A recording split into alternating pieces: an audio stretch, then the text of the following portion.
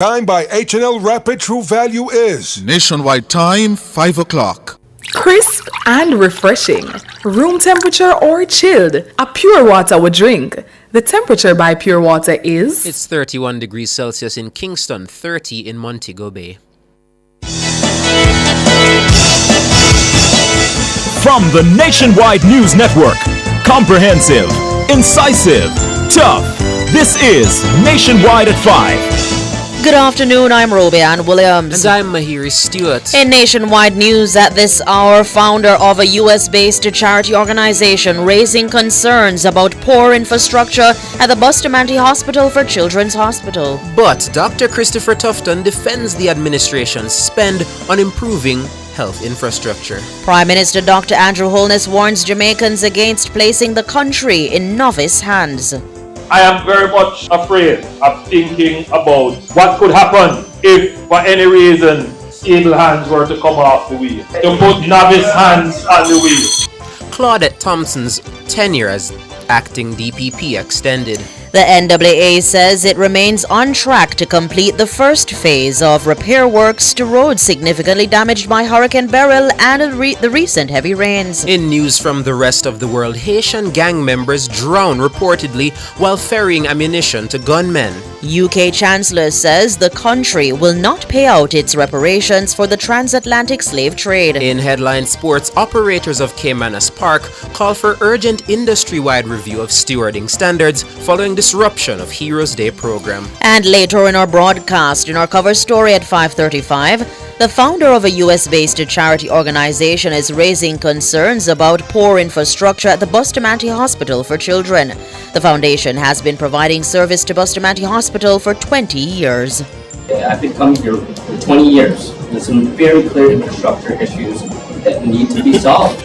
You'll hear more from a media briefing held today regarding concerns that led to the postponement of a surgery for an 11-year-old girl with an aggressive form of scoliosis. From 6 to 8, join us for a live broadcast of ODPEM's Town Hall meeting looking at Jamaica's comprehensive disaster risk management policy. You'll hear more from policy consultants and more. And at 8, it's Jamaican Dads with Dennis Brooks, Garth Williams, Marlon Campbell, and Floyd Green.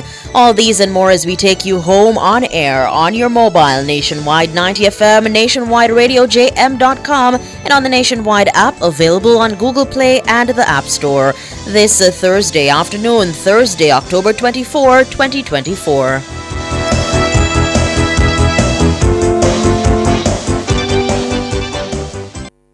News at 5 is brought to you by KFC's Big Deal. Order through carry-out, drive-through, delivery, WhatsApp, or the new KFC Jamaica mobile app. KFC Big Deal. Anything for the taste. If it's news, it's got to be Nationwide 90 FM. Now to the details. Founder of the Straight Caribbean Spine Foundation, Dr. Robert Brady, has raised concern about the poor infrastructure at the Bustamante Children's Hospital in St. Andrew. He says long-standing infrastructure issues at the hospital needs to be urgently addressed. He was speaking at a press briefing held Thursday by the Ministry of Health and Wellness. It also included senior members of the Southeast Regional Health Authority and the hospital. Shalois Michael reports.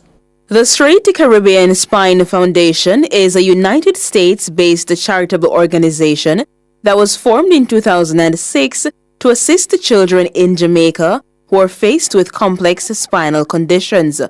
The foundation has been providing service to Bustamante Hospital for 20 years. Thursday's media briefing was held to address recent reports about a surgery being postponed for an 11-year-old girl with an aggressive form of scoliosis. The postponement was due to air conditioning issues in the operating theater at the hospital. Dr. Robert Brady says he requested that the air condition unit be fixed 2 months ago. There's some amazing people here at this hospital. Doctors, the nurses, the physicians, the residents, and take great care of these kids. But there are some clear infrastructure issues here. Okay? I've been coming here for 20 years with some very clear infrastructure issues that need to be solved. You know, I made a request 2 months ago when we heard the air conditioning issues. We need to fix it or you need to make accommodations somewhere else. Now, the fact that they want to make accommodations, make the decision today to do it tomorrow, that's not right. It's not right for the patients. And my request was ignored. According to Dr. Brady, proper maintenance of the infrastructure at Bustamante is crucial to Jamaica's healthcare system. This is the only children's hospital currently on the hospital in the island. We're probably the most technologically advanced Caribbean island in healthcare-wise. We have to be the gold standard. Our hospitals have to be the gold standard, and we have to. People come from other islands so we can take care of their children because we know that our healthcare system is good, and we have to maintain that.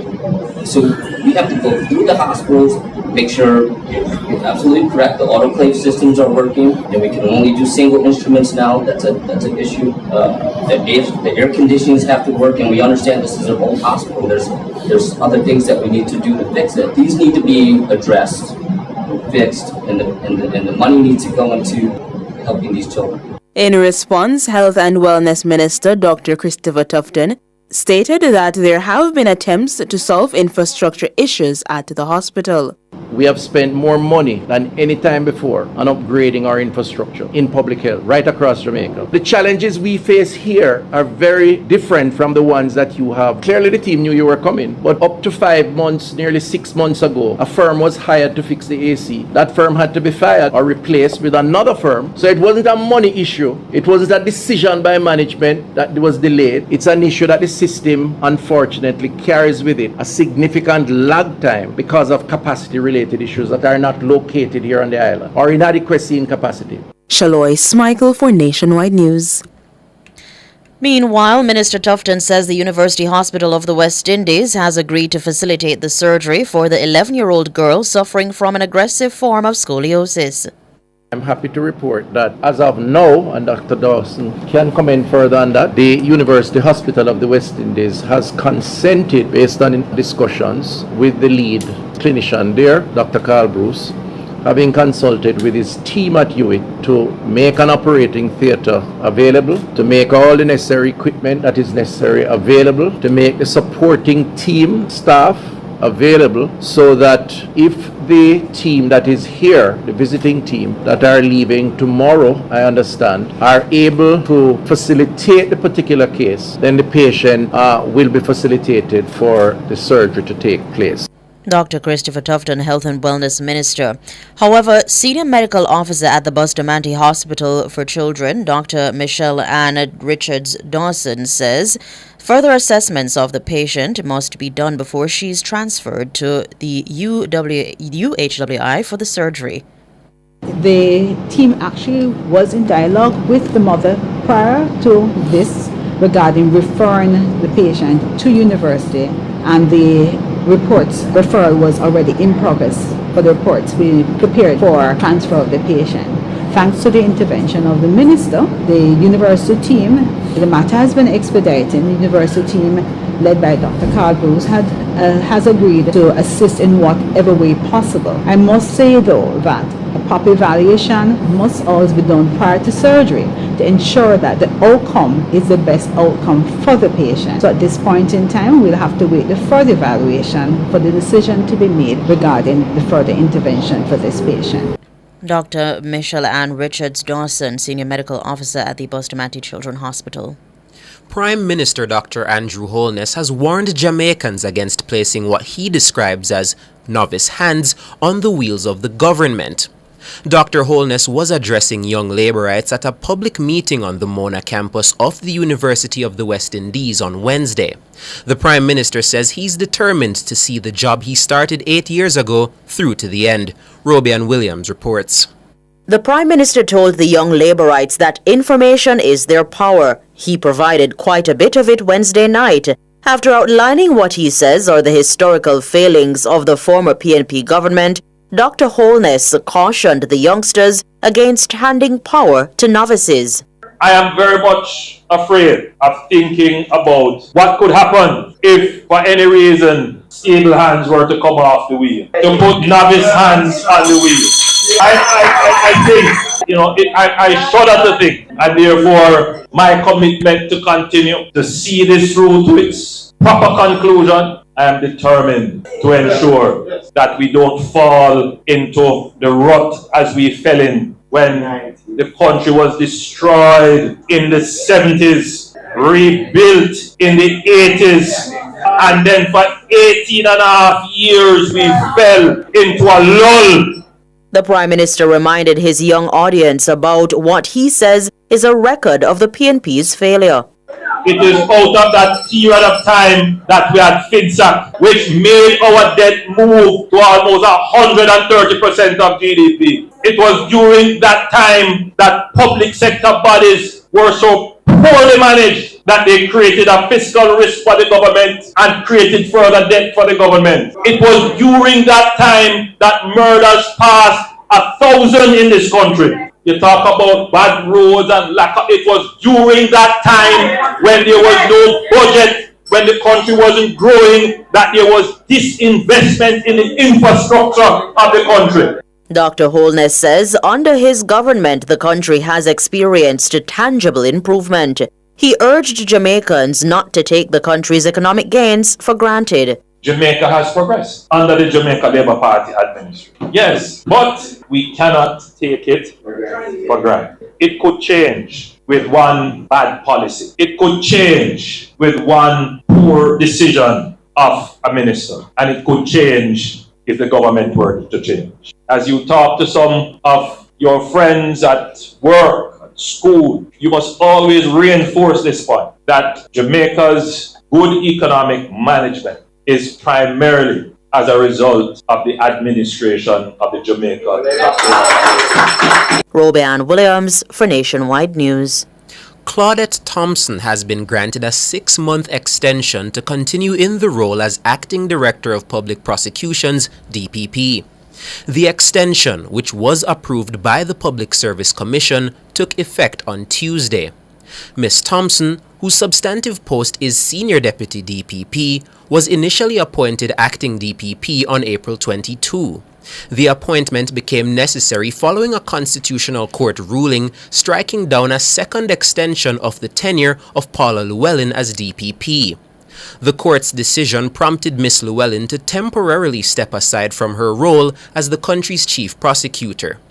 The government has since appealed the ruling, seeking clarification on whether the Constitutional Court erred in its decision to nullify Ms. Llewellyn's extended tenure.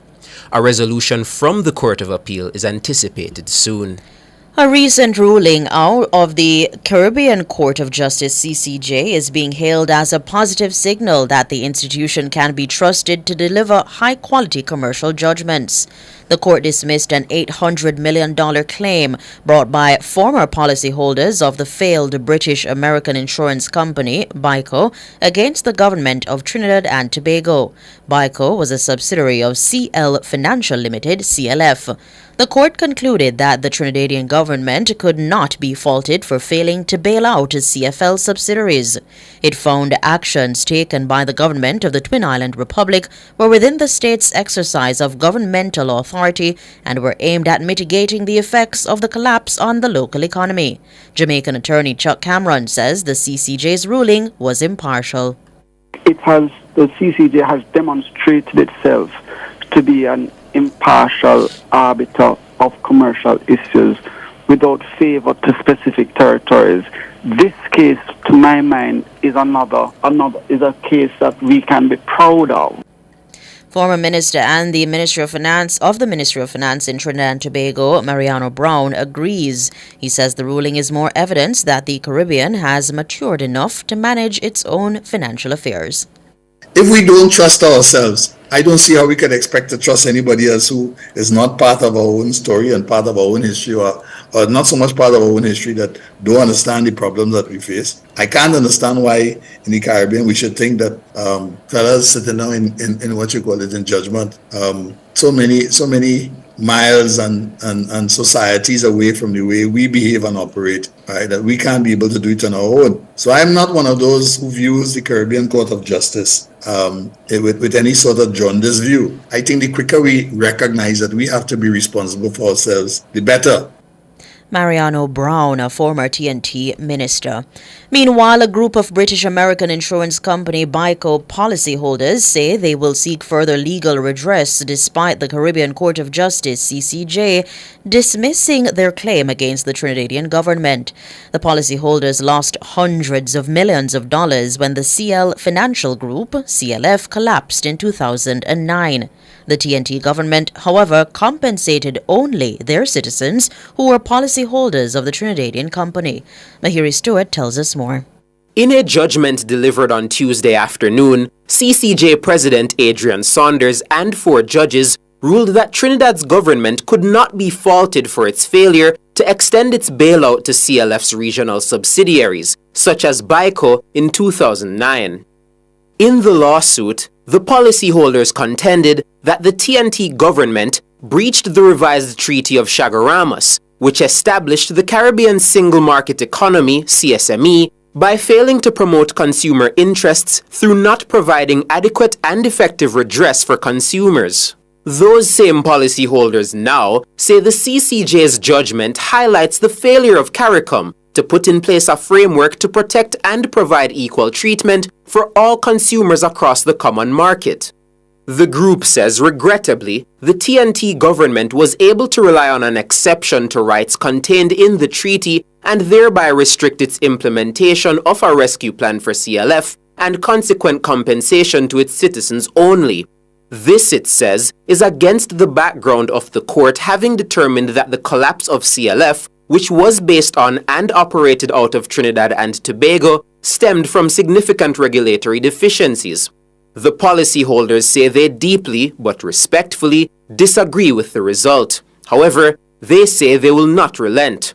In the coming weeks and months, the complainants say the judgment will be subjected to keen analysis so as to assess whether it leaves any further avenue open for judicial redress. Mahiri Stewart for Nationwide News. You're listening to Nationwide News at 5. More news after these.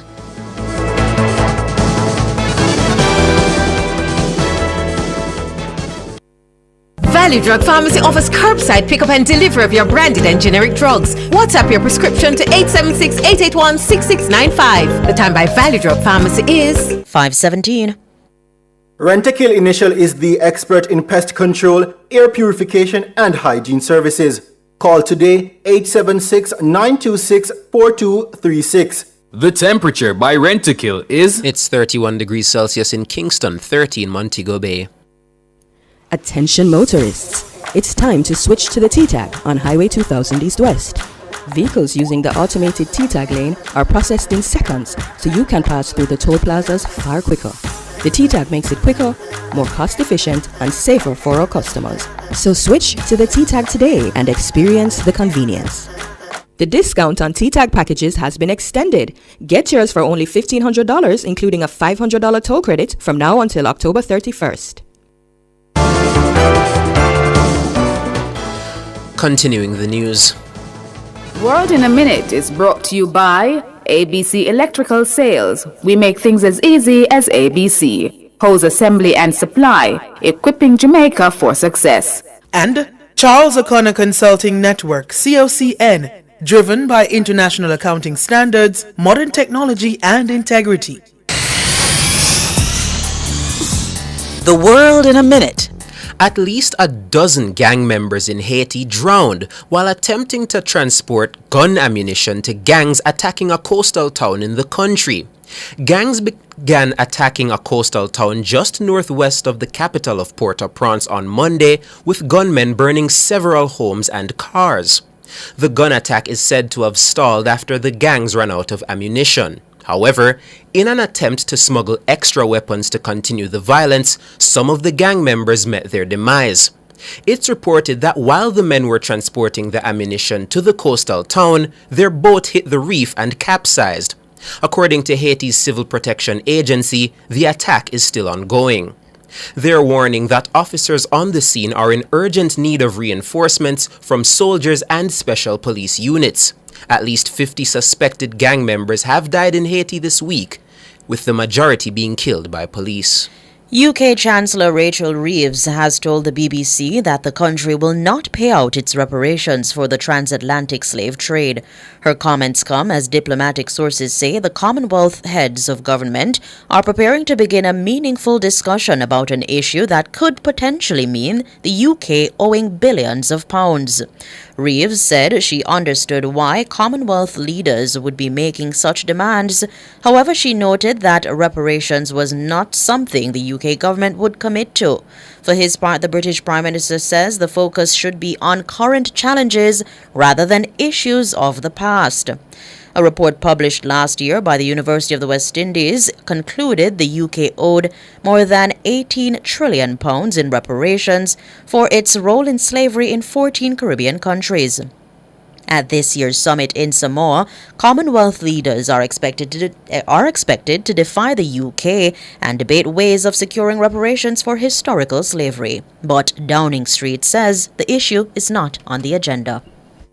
World in a Minute was brought to you by ABC Electrical Sales. We make things as easy as ABC. Hose assembly and supply, equipping Jamaica for success. And Charles O'Connor Consulting Network, COCN, driven by international accounting standards, modern technology and integrity.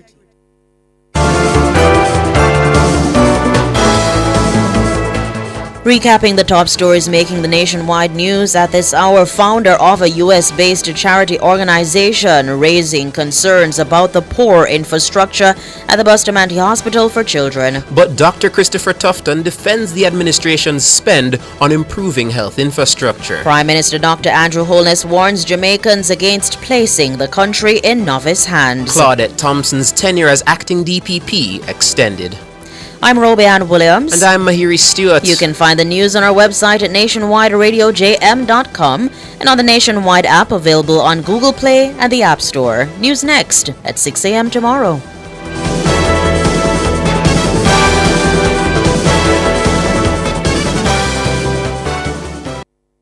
News at 5 was brought to you by KFC's Big Deal. Order through carry-out, drive-thru, delivery, WhatsApp, or the new KFC Jamaica mobile app. KFC Big Deal. Anything for the taste. Drive Hyundai vehicles beyond your dreams with an exclusive 4.99% interest rate. Yes! Shop Hyundai vehicles and get a super low 4.99% interest rate on your car loan. Plus 2 years free service, 1 year insurance, and 5 years warranty. Offer valid on all 2024 Hyundai vehicles. Drive your Hyundai with the lowest interest, 4.99%. Conditions apply. Join us as we explore the power of nuclear applications for sustainable development at the Scientific Research Council's 31st Science and Technology Conference in cooperation with the International Atomic Energy Agency, October 29 to November 1 at the Jamaica Conference Center. Discover groundbreaking research in nuclear science and its application in medicine, agriculture, environment protection, amongst others. 6.5 CME hours available. Register now at www.srcconference.com. Contact the Scientific Research Council at 876-927-1771 for more information. Government and public sector, making the systems better to give you the quality and service you deserve. And you deserve it. That's why service excellence is the aim. Take it serious, if you have convenient access to services when you are dealing with government entities. Come out to Colonel Cole, Moran Bay on Friday, October 25th for the Government Services Mobile Fair. Better systems and services for a better Jamaica. Get free health checks, apply for or renew your passport, register births, deaths, enrolling PATH and HART programs, all under one roof. Jamaica, your government has delivered. 100 brand new CNG buses are now rolling out across the island. Enjoy lower bus fares, short wait times, and air-conditioned comfort on every ride. Enjoy a smoother commute and more savings every day. It's all part of our commitment to lower the cost of living and improve your daily commute. Brought to you by the Office of the Prime Minister. Hello, good afternoon, and welcome to Sports here on Nationwide 90 FM. I'm Wayne Walker. Operators and promoters of horse racing at Cape Manus Park, Supreme Ventures Racing and Entertainment Limited (SVREL), are calling for an urgent industry-wide review of stewarding standards. This following the disruption of the Heroes Day program on Monday. The review should, they say, include implementation of mandatory certification programs, regular assessment and retraining requirements, clear accountability framework, transparent decision-making processes, and independent appeals mechanisms. There was an abandonment of Monday's meet by the Jamaica Racing Commission when the behavior of a small number of punters caused the event to descend into chaos. The incident resulted in revenue losses exceeding $70 million, affecting everyone within the horse racing ecosystem, including the owners, trainers, jockeys, and grooms. Former champions Waterhouse missed a chance to go top of the Ray and Nephew Jamaica Premier League this afternoon when they played out a goalless draw with Mount Pleasant Academy in a rescheduled game at Drax Hall. With the point, Waterhouse moved to 13 and sole second place in the standings on goal difference behind Montego Bay United, who are also on 13 points. So Waterhouse are joint leaders of the Premier League, but they are second by way of goal difference to Montego Bay United. In another rescheduled game today, Tivoli and Lions United also played out a goalless draw. Tivoli are now up to 10th on 5 points, while Lions remain 13th with 4 points. Denby High School today secured the last spot to the round of 16 in the Issa Water, the Costa Cup competition, after beating Homewood Tech 4-0 in the last set of games in the round of 32. Denby started the day in third spot in Group 5 with just a point, and they needed a big win and a defeat by second place Belair to take the spot.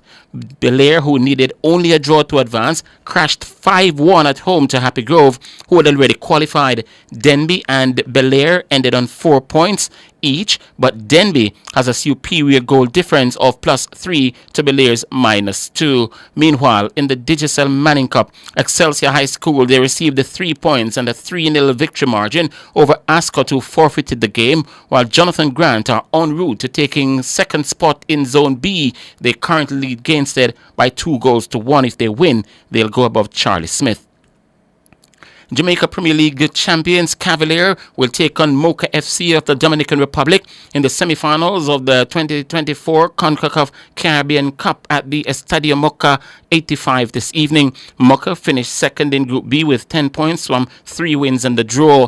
Defender Guillermo de Peña, midfielder Clifford Thomas, and forward Gustavo Ascona were named to the group stage best 11. Cavalier was the winner of Group A with 3 wins and the defeat. The Jamaican side opened the tournament with 2 consecutive wins before closing the group stage with a massive 4-1 win over fellow Jamaican side Arnett Gardens. With 11 goals, Cavalier, the joint highest scoring team of the group stage. Dwayne Atkinson was one of the top midfielders in the group stage with 4 goals and 2 assists to co-lead the Golden Boot race alongside his teammate Shaquille Stain, staying at 4 goals and 1 assist for Cavalier. The two clubs will face off for the second time. Cavalier won the previous meeting 3-0 in Group A during last year's edition, with a hat-trick coming from Shanil Thomas over at Sabina Park. Shanil has so far gone on to play for Montego Bay United.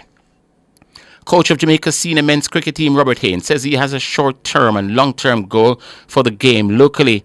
Haynes, who is serving his 3rd term as coach of the Jamaica Scorpions, says his first goal is to lift the CG United Super 50 trophy, which bowls off in Trinidad and Tobago later this month.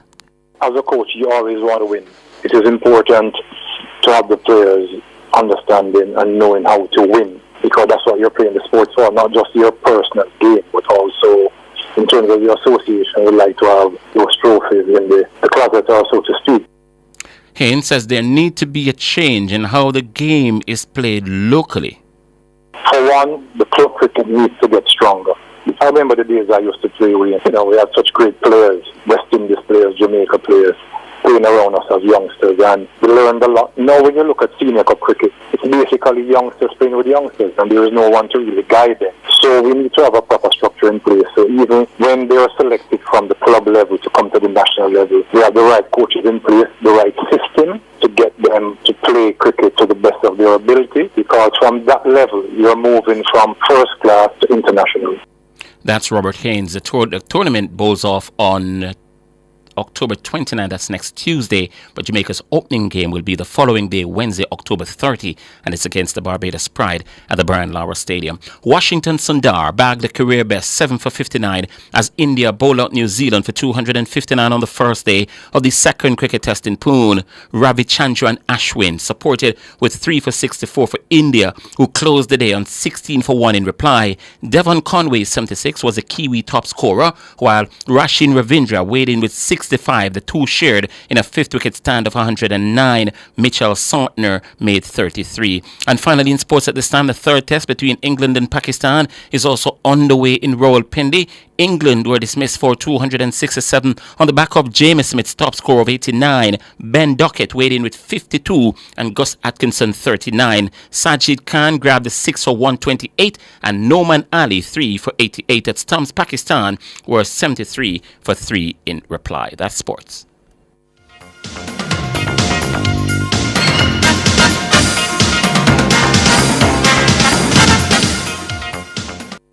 Since 2016, 156,000 more Jamaicans are working. This is more than any other time in our history. Your government is caring for you.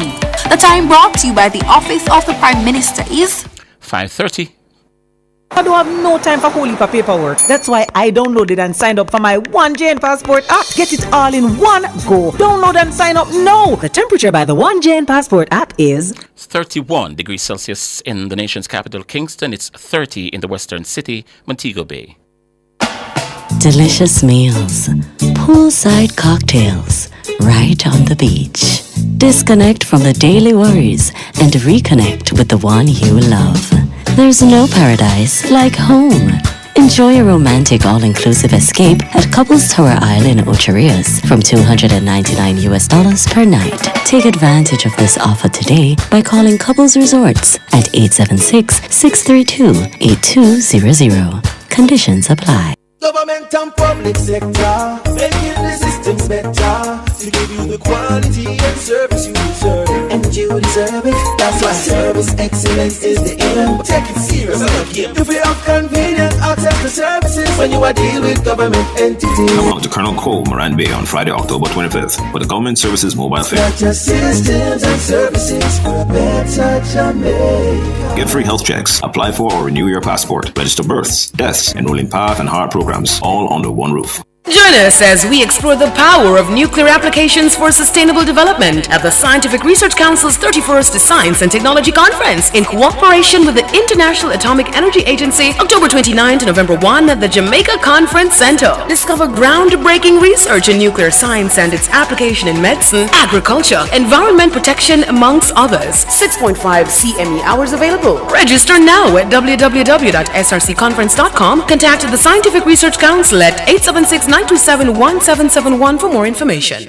It's the Answers Big 50% off store-wide sale. Get 50% off from Answers Gifts and Home Center and Answers for Children. Get 50% off in every store from now until Saturday, November 2. Answers Big 50% off store-wide sale. Cover Story is brought to you by Multilink. Roll with control. Use Multilink. Safe, fast, and accepted in more locations. We've been a part of everyday Jamaican life for over 25 years. From paydays to birthdays, unexpected emergencies to anniversary celebrations, the supermarket checkout line, or paying a bill or taxes on time. Our fast, secure debit network provides reliable service so you can always depend on Multilink. Jamaican and proud, fast, secure, everywhere.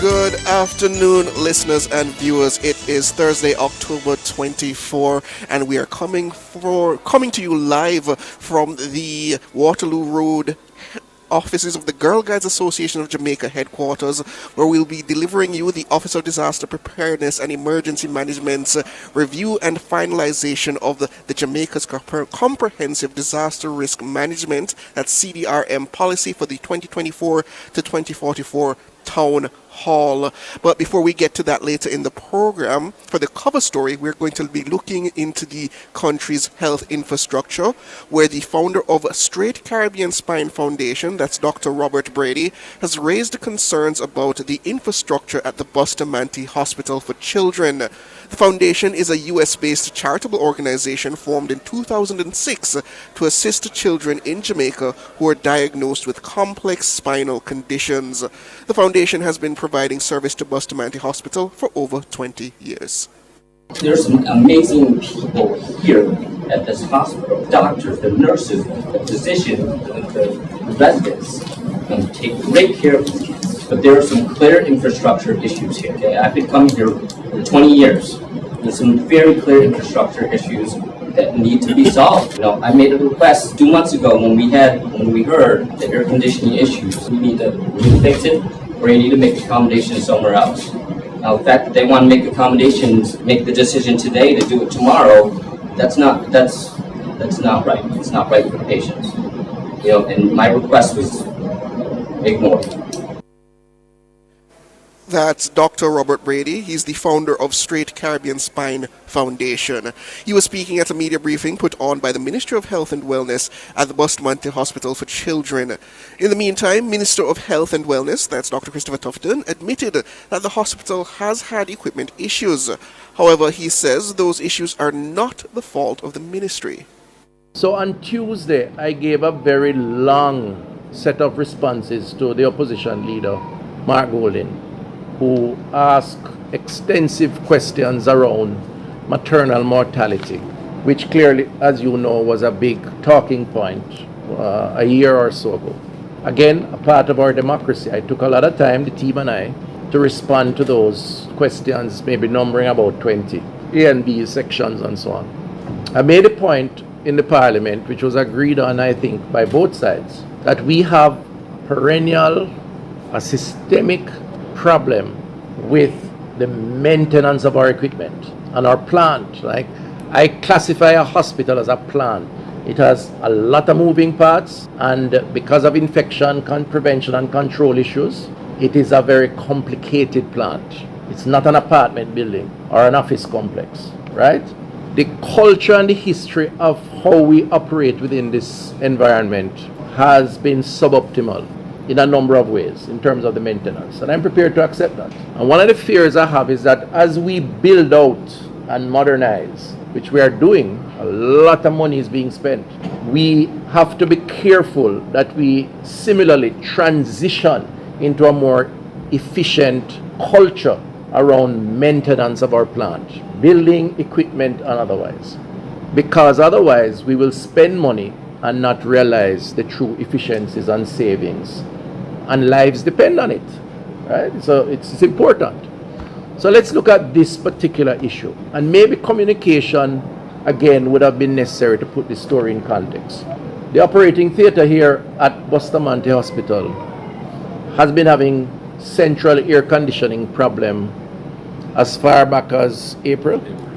The supplier of the air conditioning system, right? CAC, I believe is their name. And I'm going to call names now because transparency. Let's get transparent. The initial supplier of the air conditioning system, CAC 2000, I think their name is, for 5 months was unable to fix the problem. It wasn't a money problem. It wasn't a management saying it can't fix, it's not working, so we didn't do anything about it. They were called in to fix the problem. They are the original supplier, I believe. Am I correct? Yes, sir. You can correct me if I'm wrong. 5 months, no problem. They were given a contract to fix the problem. 5 months they couldn't fix it. Their machine. We're doctors here and administrators. We don't fix air conditioning units. We fired them, right? And hired another supplier of air conditioning, ATL. They said they would have turned around this thing in 2 weeks. In fact, they flew someone into the country to fix or to assess. It's been now 4 weeks since that 2 weeks has expired, or thereabouts, give or take a week. And the latest from them is that they don't have a PPC certification. So they're now going to have to engage an administrative process to get a PPC certification in order to make the necessary arrangement to replace the central AC, to do the central AC. In the meantime, we are putting a split unit, and I'll come back to that. Part of the context of some of these challenges, if we don't communicate and get an understanding and an appreciation, and even change the way our policies administered around these things, we become victims, all of us, and by extension, the impressions that are created gives a very different perspective on what is happening than what really is the case. I wish the media houses here would call CAC and ask them why it is that it took them 5 months, having been given a contract, to fix a central air conditioning system in an operating theater that is essential. And maybe why, I don't know, I probably wouldn't put so much pressure on ATL at this point, but we're still waiting 4 weeks after they have said it. That's Dr. Christopher Tufton naming names and putting blame where he believes it should be in terms of the issues up at the Bustamante Children's Hospital. He also says the same issues are present at the Victoria Jubilee Hospital. I'll give you another example, which I addressed on Tuesday with Mark Golding, opposition leader. Victoria Jubilee Hospital has a maternal intensive care unit under the ProMax system. I gave an extensive set of responses to that one. That's the one of all of them that's not working. Why? Because a central air conditioning system.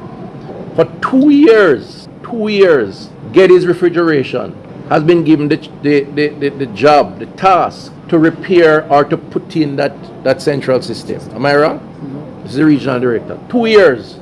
2 years. System can't fix. Not a lack of money, not a lack of decision, can't fix. We fired them. And CAC, they say what that was fired here has now been hired. We don't have a lot of options. How long have they been hired? I've been my thing here. I asked Dr. Wiley to send me the information. About 5 months, 3-4 months to fix the central air conditioning system. You have a contract to fix it. Now they are saying they have to manufacture a part that is going to take 5 months, 4 to 5 months. A part have to be manufactured. So here you have an essential service with an operating theater that saves lives, that the doctors depend on to do surgery, and we have to wait nearly 3 years, 2.5 years to be conservative, and have at least 2 providers of technical service waiting on them to utilize the facility and the equipment. Now I ask you the question, where does the burden lie? And at what point are we going to call out some of these things and say, this is really what is the case? Because the conversation rarely factors in a discussion around the maintenance arrangement or indeed the suppliers of these equipment. The conversation is that the hospital and the health system is incompetent because you have an operating theater that's not working because the AC is down. This government, Jamaica right now in terms of public health, doesn't have a money problem. We don't have a money, and I'm prepared to say that without apology. As it relates to the basic necessities of public health, the basic important necessities, personal protective gear, diagnostic, the basic stuff, we don't have a money problem. Our budget has moved from 60 billion to 140 billion in 8 years. We have, in a number of cases, a management problem in terms of some of these decisions, maybe a leadership problem in terms of people showing initiative, and in this case of maintenance, we have a serious problem with those who we contract to provide support services to ensure that the plant works. And this is the problem right here at Bustamante. That's the problem known at Victoria Jubilee as it relates to those. I've given you 2 specific examples. That's Dr. Christopher Tufton outlining what he considers to be, as he says, a management and essentially a contract problem which is bedeviling the Victoria Jubilee and the Bustamante Children's Hospital. We're going to give you more from Dr. Tufton's press conference earlier this morning after these messages.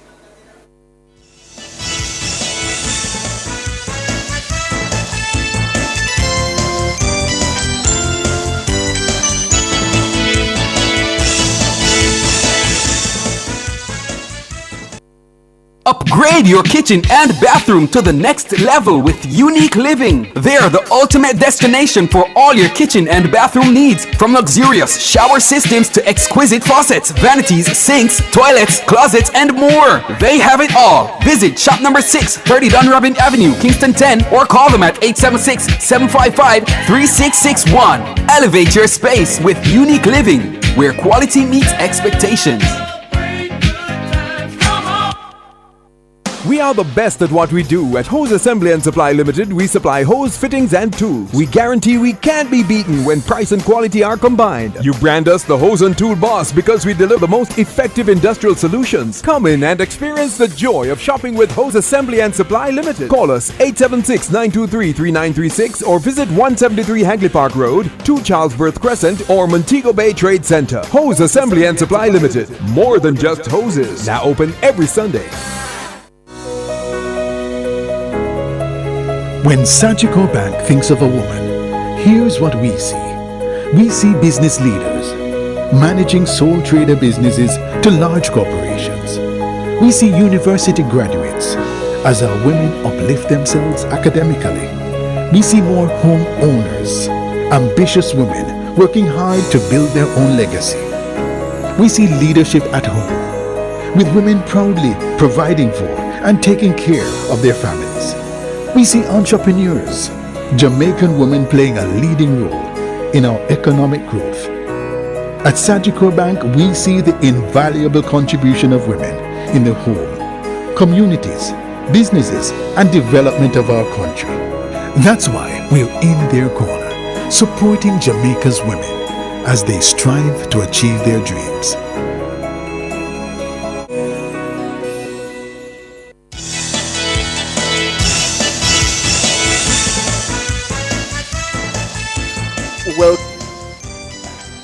Welcome back, listeners and viewers, to the cover story. I'm Siobhan Campbell. I'm coming to you from the 2 Waterloo Road headquarters of the Girl Guides Association of Jamaica, where a little bit later we'll be having the Office of Disaster Preparedness and Emergency Management's Comprehensive Disaster Risk Management Policy 2024 to 2044 town hall. But before that, we have been speaking about the country's health infrastructure, where some concerns have been raised about the operating theatre at the Bustamante Children's Hospital, but Health Minister Dr. Christopher Tufton has hit back at some of the concerns, suggesting that while there are issues, those issues do not come down to what he calls a money problem.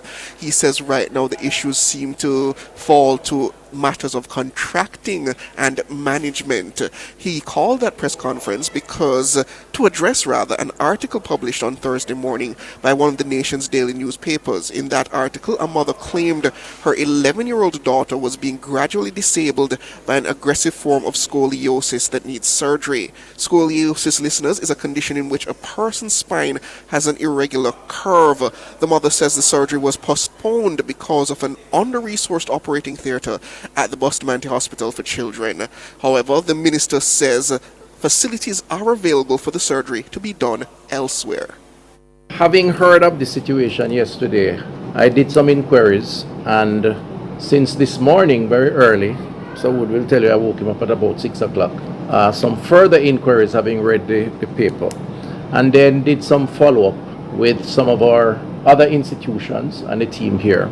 And I'm happy to report that as of now, and Dr. Dawson can comment further on that, the University Hospital of the West Indies has consented, based on discussions and with the lead clinician there, Dr. Carl Bruce, having consulted with his team at Hewitt to make an operating theatre available, to make all the necessary equipment that is necessary available, to make the supporting team staff available, so that if the team that is here, the visiting team that are leaving tomorrow, I understand, are able to facilitate the particular case, then the patient will be facilitated for the surgery to take place. And I'm hoping that given that all of the amenities and facilities and personnel or supporting personnel will be available at UHWI, based on my consultation this morning, I am hoping that some provisions can be made.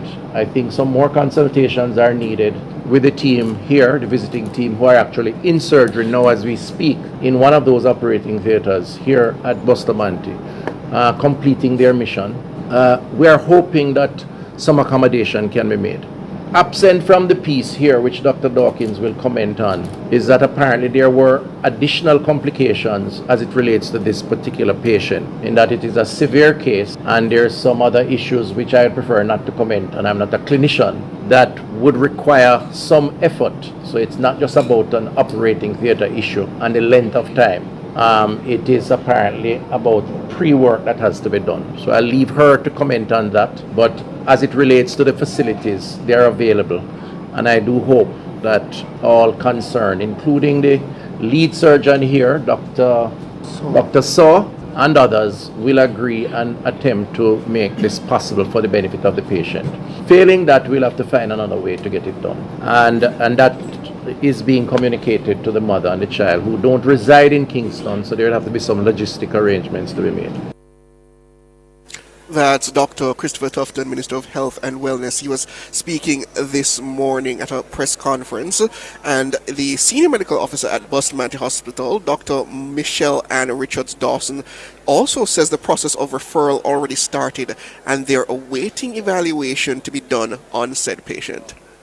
It is important to know that scoliosis, which is a curvature of the spine, occurs in many children, but it especially happens around when they start to go into puberty and grow rapidly. Some have it earlier than others, some have it later, some have it more severe than others, and some have that will remain stable but which progress. Based on and within the confines of obviously protecting the patient's information, this patient has scoliosis which has progressed, which is in need of surgery. Her case is a severe case of scoliosis, and in some instances it's not just the spinal curvature that occurs, it also impacts on your other functions, whether it be your cardiac, your heart, or your lung function, because the curvature of the spine has now impacted on how your spine. Now, scoliosis is usually done at the Bustamante Hospital within the expertise of our team members here. We have excellent surgeons. However, when we have very severe cases, we work in collaboration with our overseas partners who have excellent track record of collaborating with us. The Straight Caribbean Spine Foundation, which is led by a Jamaican parentage from the Jamaican diaspora, has been coming to Jamaica for over 20 years. So we have been working closely with them, and Dr. Brady, who's actually here now performing surgery, we always try to do as many cases as we can. The surgeries the team visit usually lasts over a week, usually Monday to Friday, and they usually coincide actually with Heritage Week actually. So on Mondays when we might be celebrating, the team is actually here on a Monday conducting a clinic. On Tuesdays, they usually go to university. On Wednesday and Thursday, we'll conduct surgery at the Bustamante Hospital, and by Friday, the team usually departs the island. That is a set schedule which has been occurring, save and except during COVID period, when due to obvious reason that the missions could not take place. So in the matter of specific respect to this patient, attempts were being made to do this case, but in evaluating based on severity of the illness, of their condition, as well as the duration of surgery that will be required to correct the surgery and possible associated complications, given our limitation with our operating theaters, in terms of the temperature control, some challenge we're currently having, the decision was made not to undertake this case here because it would protract it more than likely 6 to 8 hours, and that's a very long period. The team actually was in dialogue with the mother prior to this regarding referring the patient to university, and the referral was already in progress for the reports being prepared for transfer of the patient. Thanks to the intervention of the minister, the university team The matter has been expedited. The university team, led by Dr. Carl Bruce, has agreed to assist in whatever way possible. I must say, though, that a proper evaluation must always be done prior to surgery to ensure that the outcome is the best outcome for the patient. So at this point in time, we'll have to wait the further evaluation for the decision to be made regarding the further intervention for this patient. There you have it from Dr. Michelle Ann Richards-Dawson. She's the Senior Medical Officer at the Bustamante Hospital for Children. Well, Dr. Tufton again chimed in, and he's encouraging staff members and clinicians of the various health authorities to engage the media so issues can be clarified. Under normal circumstances, I wouldn't engage in this conversation in this fashion. I'd probably try to address it behind the scenes without commenting publicly, and that's normally how we work. But I'm at a point where I believe that some of these things are best ventilated in a public way for conversation and hopefully understanding around some of the challenges we face in transitioning our health system from one that over time has developed a culture of secrecy, if you will, and understandably so in some senses, because patient confidentiality is very, very important, and we cherish that and we're obligated to support that. But oftentimes that gets muddled into a case of not sharing information that may be necessary for the public to appreciate and understand, and for also holding all our stakeholders accountable in terms of their fiduciary responsibility. And I do regret that the way the communication has taken place, and I give everybody the benefit of the doubt. I'm giving the journalists the benefit of the doubt, the media house the benefit of the doubt, and the hospital the benefit of the doubt. Even though I will say that somewhere in there, something went awry. Because the way the information has been transmitted and the impression that has been given, unfortunately, it affects and to some extent undermines the confidence that hopefully exists with justification or should exist in our health system. And indeed, the good stories that have come out of a mission that has come to Jamaica and is doing surgeries as we speak in those very, very operating theaters that are being held up as being unsterile equipment and what is the quote? No AC, improper equipment, no proper equipment, and equipment not being sterilized. And this seems to be a quote from someone. It is a very unfortunate. Now, it may be a mix-up in communication, but there's no doubt that it transmits a very negative impression of the institution. An institution, by the way, that since January has done 1,900 surgeries. This is the list that I have here. 1,900 surgeries, saving lives and helping youngsters. For an impression to be created in a national media space, whether that was translated or transmitted or not, that you have unsterile equipment and improper equipment, it does undermine the confidence in that institution and by extension in public health.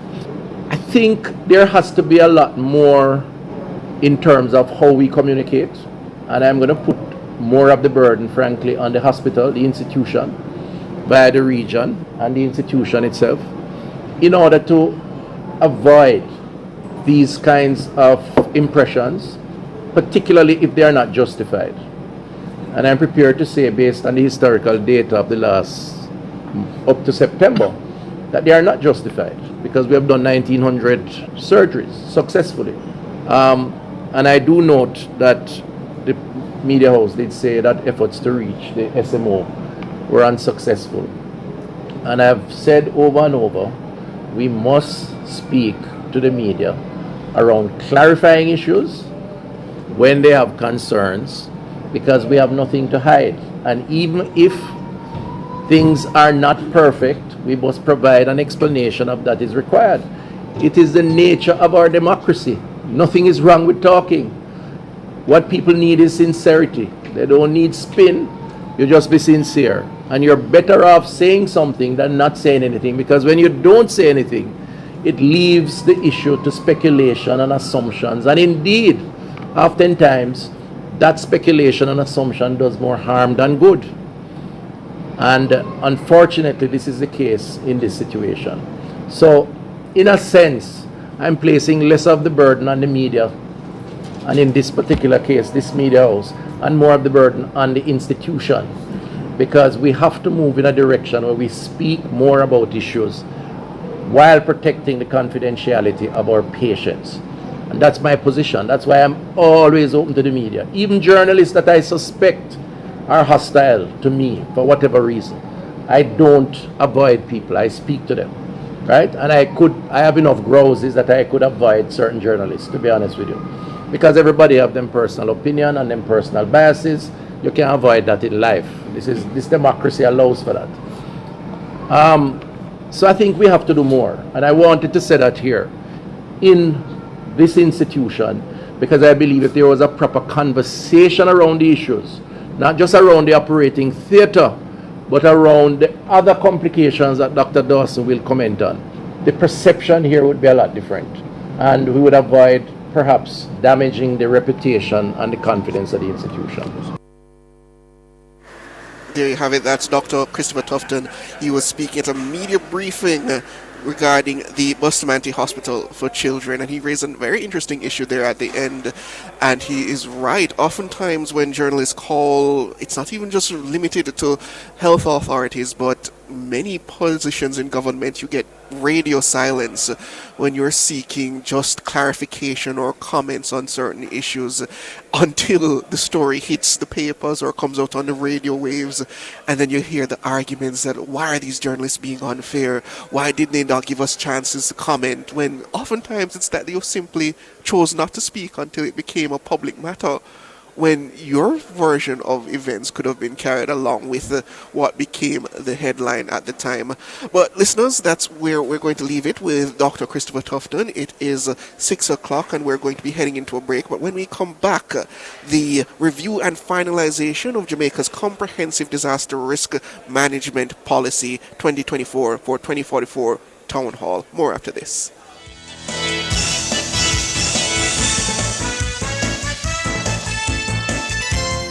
Cover Story was brought to you by Multilink. Roll with control. Use Multilink. Safe, fast, and accepted in more locations.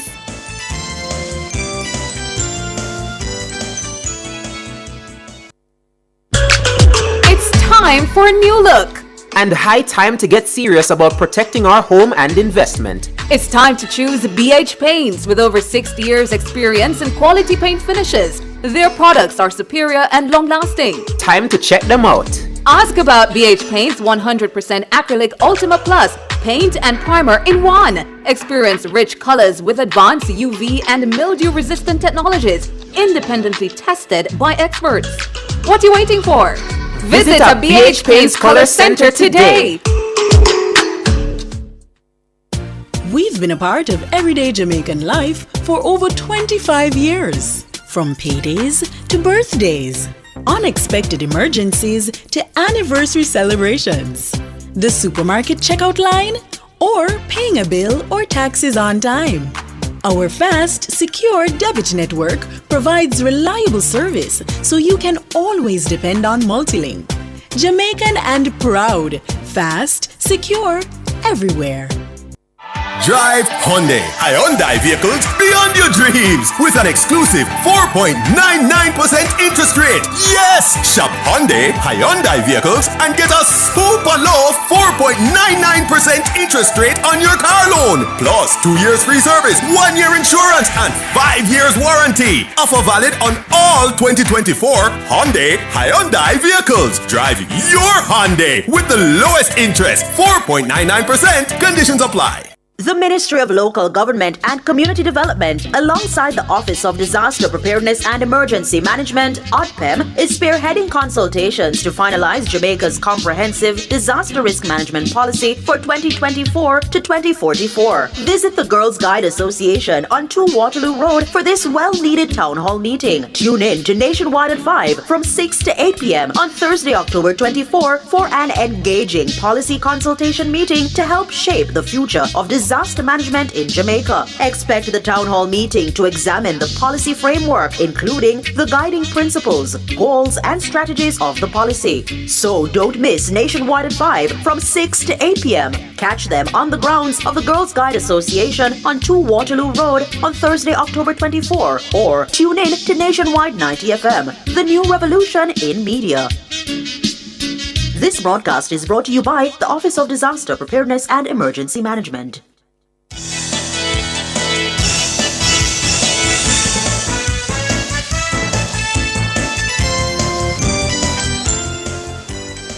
Welcome back, listeners and viewers. It's 6 o'clock and we are at the, as I said, we are at the Waterloo Road headquarters of the Girl Guides Association of Jamaica, where we are hosting the review and finalization of Jamaica's comprehensive disaster risk management policy 2024-44 Town Hall. With me right now is Dennis Chunk. He's the chairman of ODPEM, and he's going to be discussing with us this issue. The town hall is being put on by the Office of ODPEM, as I said, and the Ministry of Local Government, currently leading a series of consultations towards the policy. It was approved as a green paper by Parliament on July 19, 2022.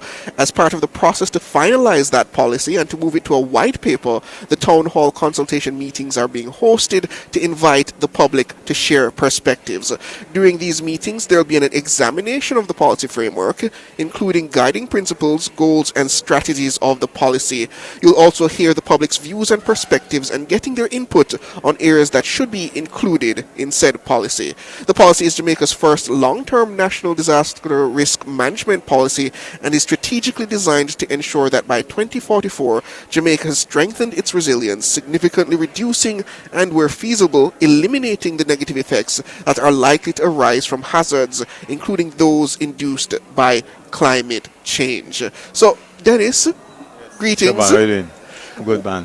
What inspired the call for this long-term 20-year policy? Well, one of the things that the ODPEM has discussed, and we've discussed it significantly at board meetings also, is the fact that we have to ensure that we deal with disasters. We're not only ready for them, but we deal with them. And if you think about it, Siobhan, we can't prevent them. Yes. So the only thing that we can do to prepare for them is to develop resilience. In other words, ensure that you're prepared for them, to deal with them. So in the case of hurricanes, for example, you know the preparation process that needs to go through. You know from a national perspective what are the risk areas we need to look at, what are the ways we need to deploy resources and that sort of thing. And for people, how they prepare for them. Earthquakes, you know, you even need more preparation in terms of preparation time, you know, because you have to ensure that when this thing happens, you really just have 1 or 2 seconds to react. Precisely. So it has to be ingrained. But not only that, when it hits, so you're going to develop resilience around the preparation. So if you think about your building infrastructure, for example, you want to ensure that it is adequate to deal with all types of natural disasters. But then when it also comes upon us, how do we respond to get everything back to normal quickly? Right? I mean, I think we did a fairly good job with Beryl. Yes. You know, in getting things back to normal. I mean, albeit we didn't get a direct hit. But we have to put the country on alert in developing this resilience because, as I said, you can't prevent it. So let's develop a policy as to what we are going to do at the levels of like an ODPEM, right? The government and you know how we mobilize people, and then also how do we recover from it. So this policy is supposed to be comprehensive, meaning it touches on pretty much all aspects of governance in terms of disaster risk preparedness. So name some of the key goals that we hope to achieve through this policy. Well, what we want to do, the main thing, as we said, is resilience and safety, yes. Right? So we want to know what are the various roles that are played. How do we actually command and deal with resources, right? What's the interaction that happens between the various agencies? you know. And I mean, you want to look at like building codes. You know what I mean? Everything that's going to prevent you from having any too much of a negative consequence when a disaster comes, which must happen. I'm glad you brought up the matter of building codes, because that one is key when we were speaking about the earthquake that happened quite recently. And a lot of people were raising concerns about how do we know whether, say, a building is prepared for that kind of impact, and what do you turn to? So what is this town hall hoping to achieve in terms of getting the public's input into what informs this policy? Yeah, well, we want the public to communicate with us so that we have some consultation, because every policy I think that's developed should have the input of the public, right? And that's the whole thing of, you know, moving it to the final stage. So we want to, I think we have 2 more consultations to do, and we want to ensure that we get the input of people so that people participate in the process, because there are things that the people might think about that we don't think about. You want everything comprehensively in your policy. So this is really a consultation with the public, and not just physically, but as you see, you're here, right? Nationwide is here, and we have other media houses here, right? Because we want to ensure that in developing this policy that we communicate as widely as possible so everyone has an input, and also that, importantly, everyone is aware of what is happening, because that I think is key. Okay, so the green paper was developed in 2022, and there are a lot of people who don't understand when we talk about things like green papers, policies, bills, etc. What we're hoping now is to finalize and review that green paper and to turn it into a white paper. Explain to the listeners how that process is achieved and how the town hall falls into that process, and what would come after the town hall consultations. Well, the green paper is really the bureaucrats and all those people sitting down and putting this thing together, and they term it a green paper, right? So it's really when it gets to that point, is really saying, okay, the bureaucrats have finished with looking at developing the structure of the legislation.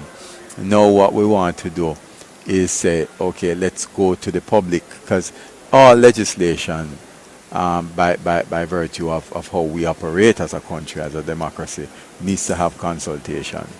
So once that green paper happens, there's a certain amount of consultation that is mandated that has to happen with the public.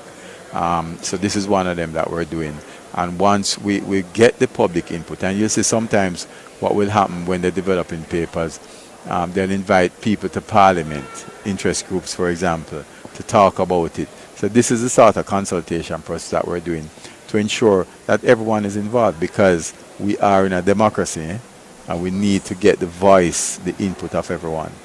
Dennis, I'd love to discuss with you more, but time to take a break. Thank you again. Yeah, man. That's All Dennis right, Chung. man. He is the chairman of ODPEM, and very key in the creation of this disaster risk management policy, this comprehensive disaster risk management policy.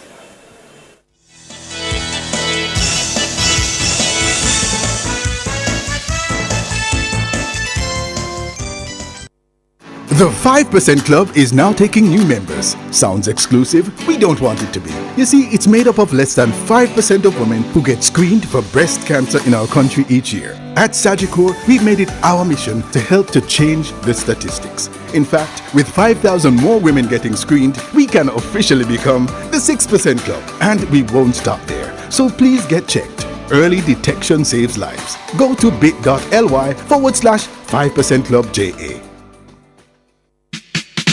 Does your bra ride up your back? Do your shoulders hurt from carrying the weight of your breasts? These are signs of an ill-fitting bra. When was the last time you were fitted by a bra fit specialist? The bra experts at LaBelle Femme will take care of you. Drop into the store at 53 Lady Musgrave Road, Tuesdays to Saturdays from 10 to 5, and you will see the difference. Or call 876-622-6091.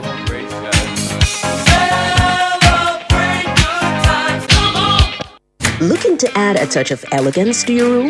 The Lighting World by Fosrich is having a massive lighting blowout sale. Get your wall lamps, chandeliers, ceiling lamps, fans, and more at amazingly low prices. Sale begins Sunday, September 29, with up to 50% off selected items. It's the Fosrich Lighting Blowout Sale, September 29. Shop and save only at Fosrich. Open Sundays.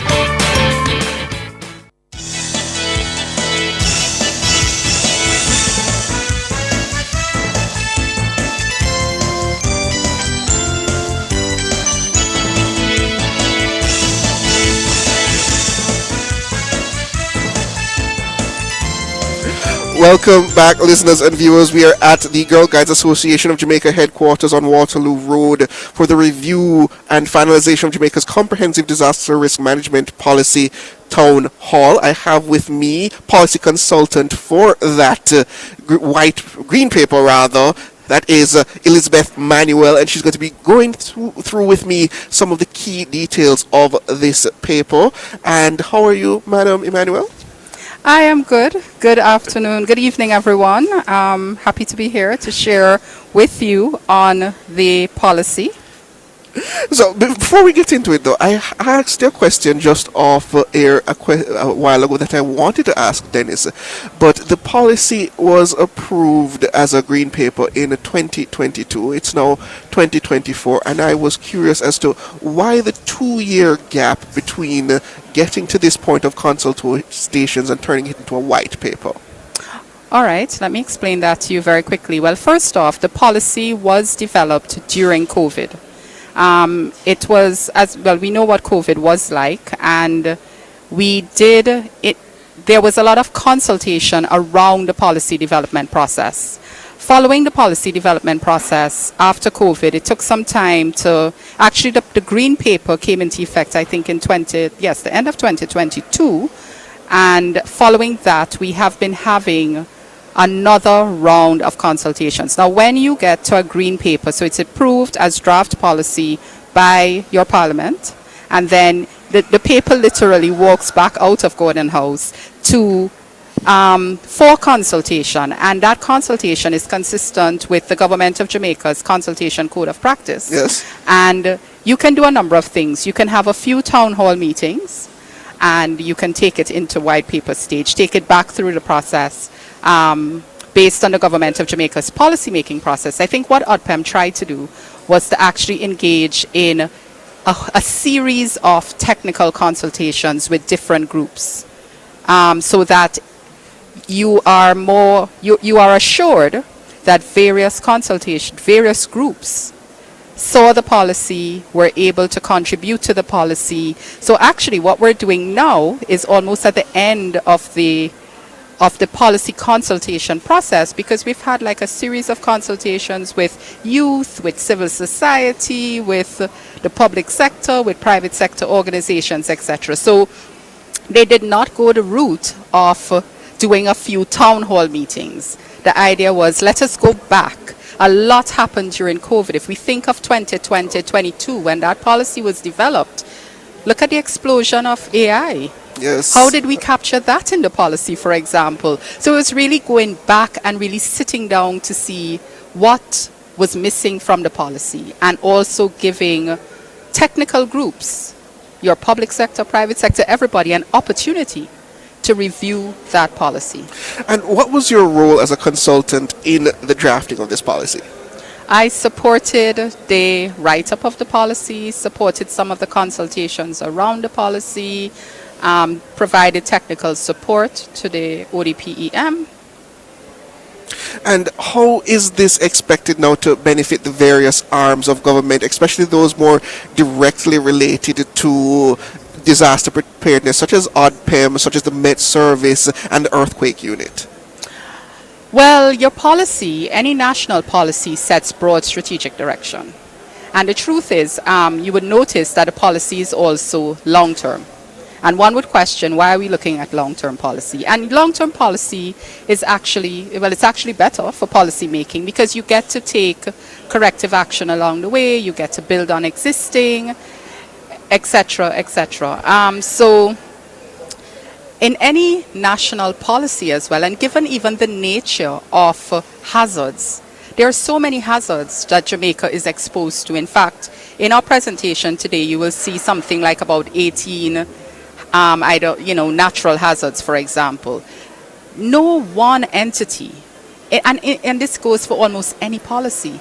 Policy has to be decided by the majority, because we are determining the development we want as citizens of this country. So we have a role to play in inputting in that policy, but we have an equally important role to play in policy implementation.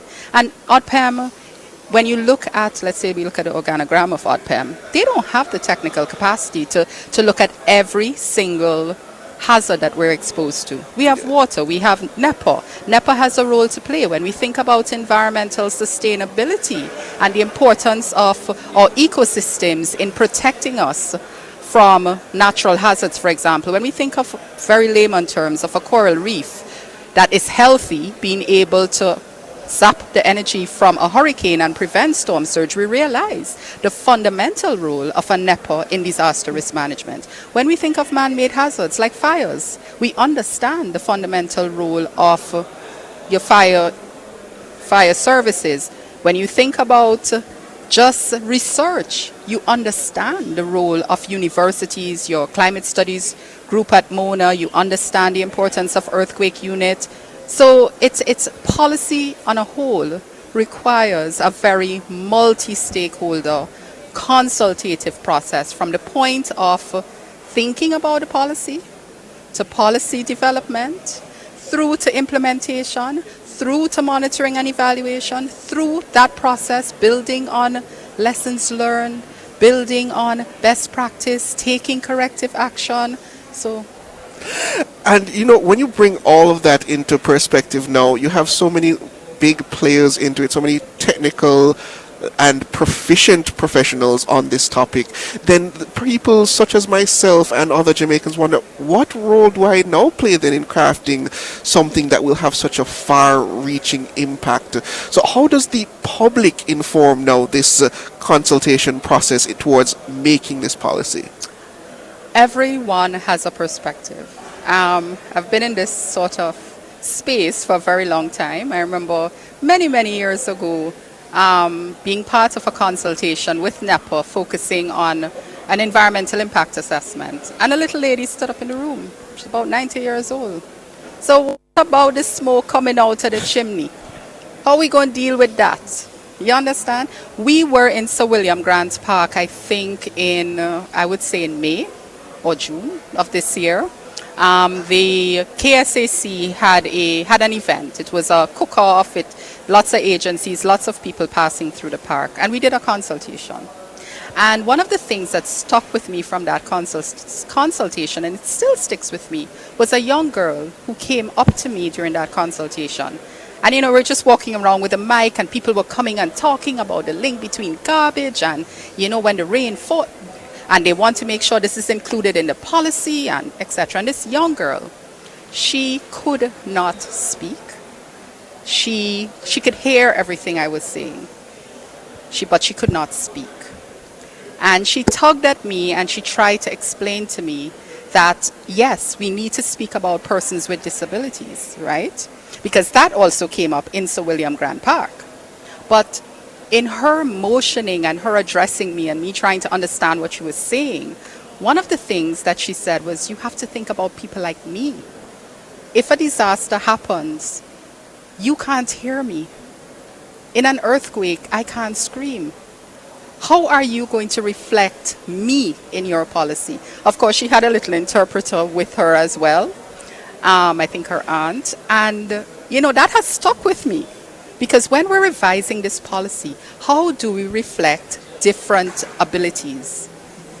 So everyone has a role to play in deciding the future that you want. And that is a profound point on which to end. Thank you so much, Elizabeth Emmanuel. She's policy consultant for Jamaica's Comprehensive Disaster Risk Management Policy. Thank you so much for your time. More after this, listeners and viewers.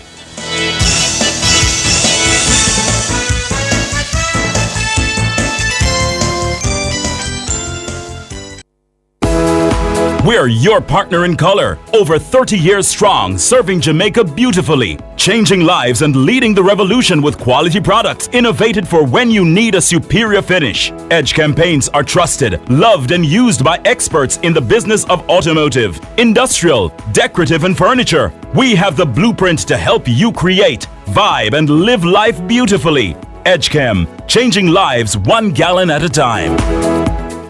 Mark your calendars! The biggest shopping experience of the year is back! Get ready for the Jamaica Home Service Take Style Out 2024, happening October 24 to 26. It's your chance to shop and save with incredible deals from your favorite stores. You don't want to miss out on the unbeatable deals happening all across the island. Shop till it drop from Kingston to Montego Bay and everywhere in between. Powered by NCB, Multilink, Island Car Rentals, and Edge 105 FM. Are you ready to turn your sales and marketing skills into high earnings? Nationwide 90 FM is searching for business development executives to build lasting client relationships. If you have experience across all stages of the sales cycle and possess strong communication, negotiation, and time management skills with a proven sales track record, this opportunity is perfect for you. Join our team and work with the top corporate brands, media agencies, and of course, our on-air personalities. Enjoy networking opportunities, professional growth, and competitive commissions. Ready to take the next step? Send your resume to hr@nationwidenewsnetwork.com today. I'm Dennis Brooks. I'm Alan Campbell. I'm Floyd Green. And I'm Garth Williams. Catch us on the Jamaican Dads podcast right here on Nationwide 90 FM, Thursdays at 8 p.m. with a repeat on Sundays at 6 p.m. The Jamaican Dads podcast is all about providing men with a healthy, safe, and functional forum to tackle many of the taboo topics that concern our masculinity. Like everyone else out there, we're dads of varying amounts of experience who come from different backgrounds and often view the world differently. We're definitely not perfect, but we're all brethren and we're all committed to this piece of rock called Jamaica. Too often, there are no safe spaces for men to explore the issues which are important to us. Plus, most of the content out there about parenthood is produced by women, for women. So we think it is important that we be the change we want to see. Follow us on YouTube, Facebook, Instagram, and Twitter at Jamaican Dads with a Z. And definitely join us here on Nationwide 90 FM every Thursday at 8 p.m. with a repeat on Sundays at 6 p.m. for the Jamaican Dads podcast. It's a revolution in media. Informative, educational, insightful. Let's talk justice. Tackling topics like constitutional rights and reform, domestic violence, and rights issues that affect you. Let's talk justice every Monday from 1 to 2 p.m. on Nationwide 90 FM. Call in, share your thoughts, be empowered, know your rights, and let's talk justice, ensuring access to justice for all, courtesy of Jamaicans for Justice.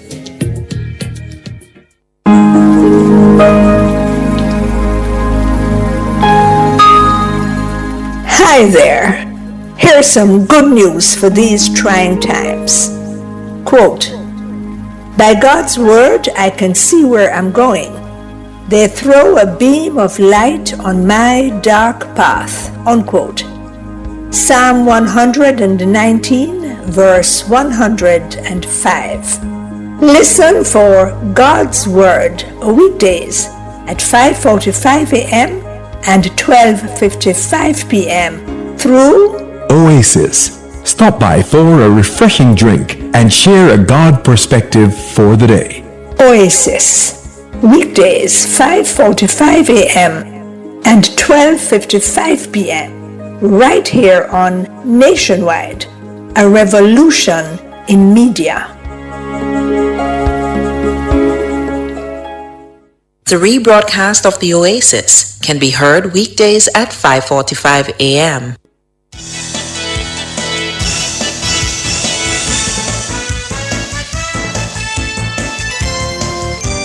Welcome back, listeners and viewers, to Waterloo Road in St. Andrew, where we're at the Girls and Guys Association of Jamaica headquarters for the Town Hall for review and finalization of Jamaica's comprehensive disaster risk management policy for 2024 to 2044. We're going to be throwing you to the main stage now, where Elizabeth Emmanuel is currently moderating the proceedings. followed by Dennis Strong. All right, good afternoon, everyone. I will be very brief. I think, let me welcome you first to this town hall consultation on our comprehensive disaster risk management policy. We all know, I think I'm kind of speaking to the converted in terms of the persons here in the room and to our general audience out in radio world and persons that are on Facebook and other social media platform know all too well our vulnerabilities to natural hazards and all forms of hazard. We sit as a country in the North Atlantic hurricane belt that makes us very vulnerable to hurricanes. We sit on a very active seismic plate, makes us very vulnerable to earthquakes, and we know of the advent of climate change that makes us as well vulnerable to the climate change imperatives that is impacting not only us in Jamaica but the globe. So in terms of our vulnerabilities, it has been essential that we practice sound disaster risk management policies and procedures in Jamaica.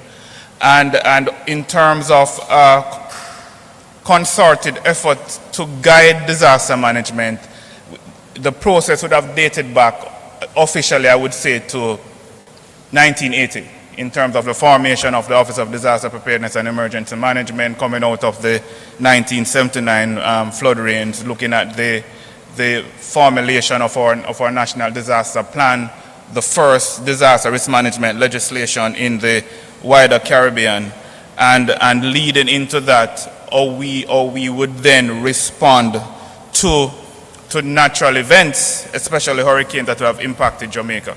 So because of that, it became essential that we look at how we plan in terms of our comprehensive disaster risk management processes. And part of that, in terms of looking at our comprehensive disaster risk management, comprehensive disaster risk management looks at how you group all aspects or all phases of the disaster risk management cycle to ensure that you're using that to build resilience. And so we embarked on a process many years ago, dated back to about 2014, to look at developing a national comprehensive disaster risk management policy. We'd have had a legislation, then we repealed that legislation to have a very modern legislation in 2015, but there was not any policy to guide that process. And from your legislative, your national legislative process, what you actually need first is a policy. And then coming off that, you develop your legislation, your regulations, plans, procedures to guide the process. So our process dated back to about 2014. And coming out of that, we ensured that in a couple years ago, in about 2019, we started the process again to look at, yes, we really need to have this comprehensive disaster risk management policy. And the process was further fast-tracked with our IDB processes through the Ministry of Finance to ensure that we got the necessary support to push the development of the policy. It took on a process where you look at bringing all the players in the national disaster risk management apparatus to ensure that we are really impacting the country's disaster risk management imperatives. And so it was a large stakeholder approach to develop a policy that you will hear from Ms. Emmanuel in terms of the goals of the policy, what we want the outcome to be, and the time frame in which we want to have the policy. We are looking at 2024 to 2044 in terms of the timeline, and then after that we will look at how best we do our review. Reviews are necessary because for disaster risk management in general is a moving goalpost. What applies today will not apply tomorrow. The other Thompson is here, Evan is here, And we all know that with climate change, how our weather systems are operating differently. The Cat 4, Cat 5 hurricanes are becoming mainstay. In the past we used to have mostly be impacted by Cat 3 at the highest level. Now we are talking about constantly having Cat 4, Cat 5 systems. So our global environment is changing, and so how we look at disaster risk management and how we look at the aspect of comprehensive disaster risk management, which has been something that has been pushed by CDMA for some time, and it has been taken on across the region. We now have to change our mindset to fit within the natural space in which we are operating. So this policy, I think, is very timely in terms of where we want to go as a country.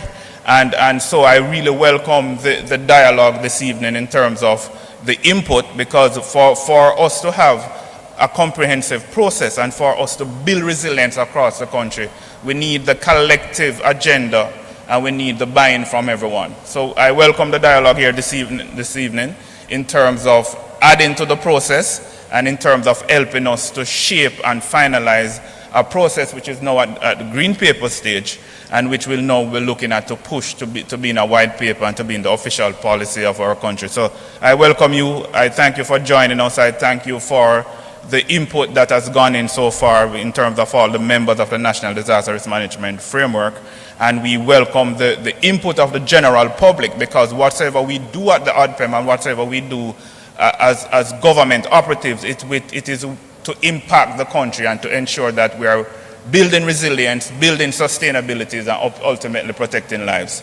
So thank you very much, and I look forward to the dialogue. Thanks.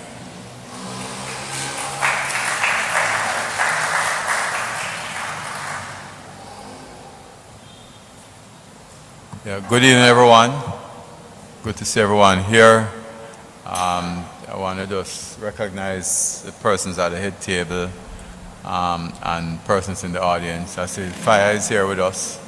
Evan, Digicel, Elon, Ministry of Health. So it's good to see everyone as we gather not only to discuss the strategies, but to reaffirm our commitment to creating a resilient and safe Jamaica for all.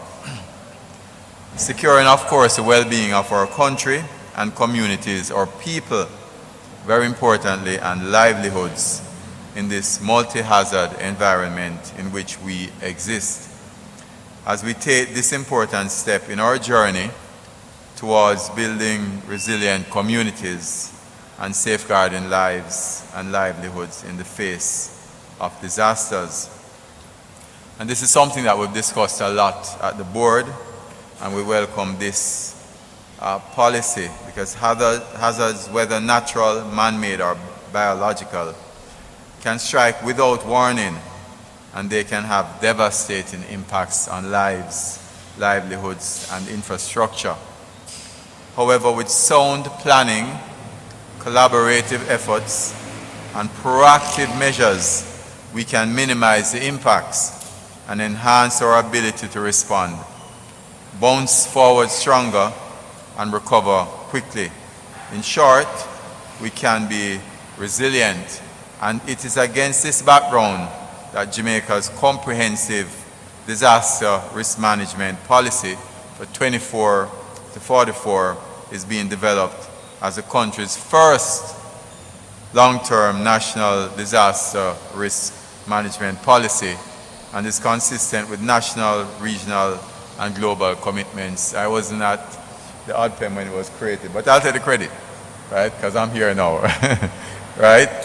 But it's good. The policy, of course, is designed to ensure that by 2044, Jamaica has strengthened its social, economic, and environmental resilience, significantly reducing and eliminating the negative effects of various hazards, including those induced by natural hazards, climate change, biological or health hazards, and man-made ones.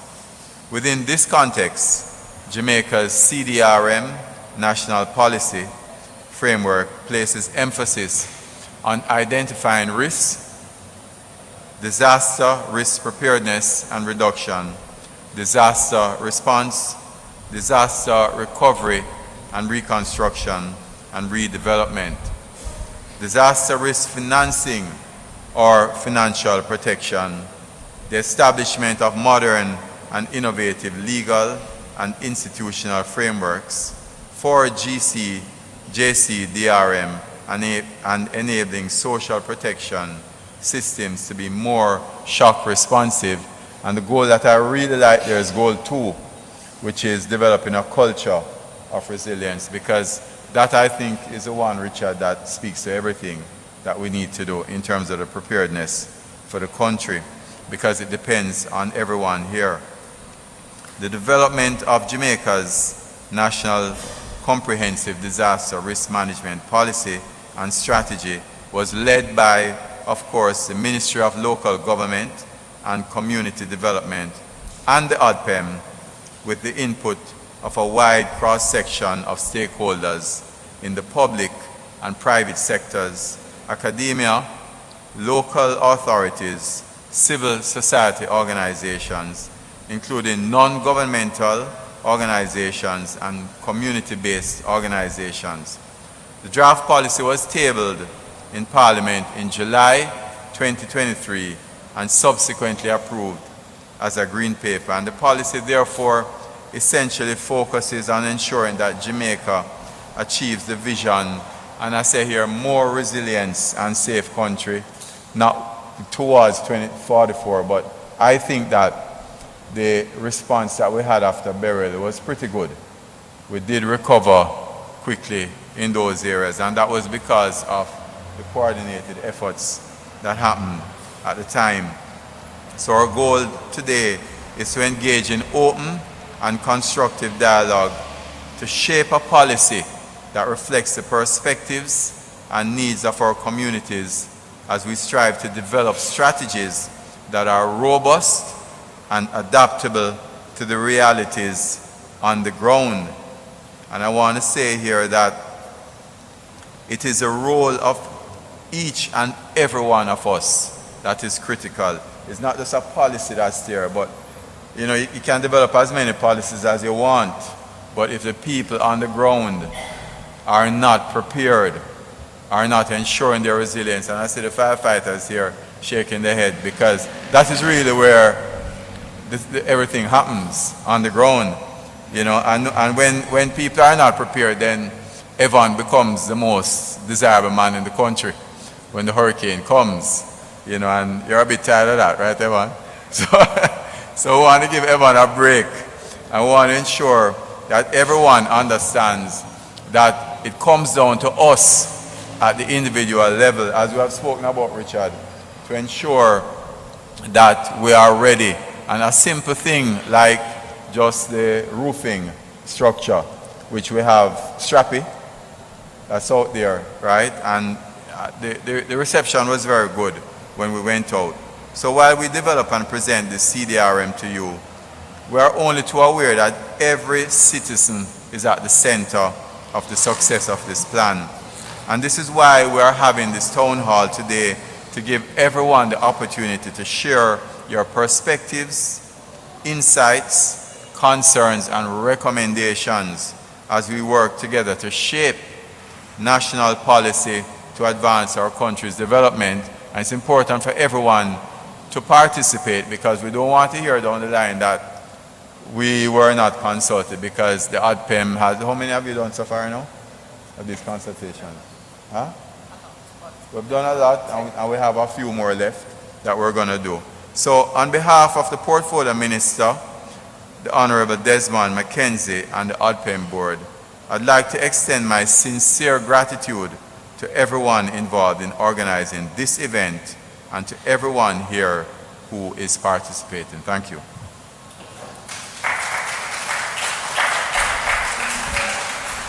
Thank you very much. We will now begin the sort of formal part of our agenda.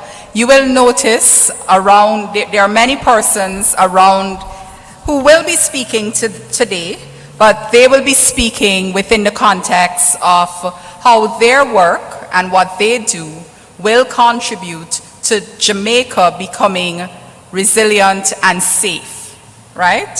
So they're not coming here to talk. So the only greetings we had were these two, I was about to say two young men, but I'll leave it at that, two young men. For those of you who know me, you know that I feel very constrained behind here, but it's being live streamed, so I have to be behind here. So let's go. Now, for the persons online, we want to hear from you. You will not be able to speak to us here, for us to hear from you, but we're going to be using something called Mentimeter. So queue up your phones or your tablets or your computers to menti.com, and I will provide that code as we go along. I am actually looking for the clicker so that I can start, but I'm not seeing it. So why do we need, for example, a comprehensive disaster risk management policy in Jamaica? And the first thing that I want to show you is the many hazards that we are exposed to. So if I can get a change in slide, please. No, the PowerPoint, please. But I'm not seeing the clicker up here, guys. Where did it go? I think it could be at the nationwide table. Next slide, please. Welcome back, listeners, viewers. We're at the ODPEM's review and finalization of the Comprehensive Disaster Risk Management Policy Town Hall. We're going to take a quick break and come right back.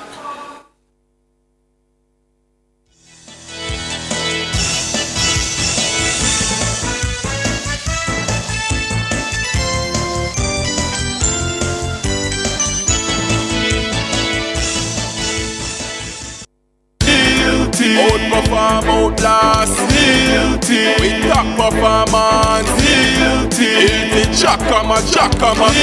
Reliable, full stop, not comma. We have the expertise for drilling and demolition. We have the power tools for plumbers and electricians. Pan select tools, free parts and free repairs. Free parts, free repairs. 2 to 3 years.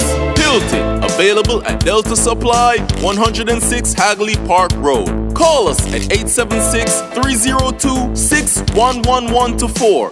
Delta Supply. We service what we sell.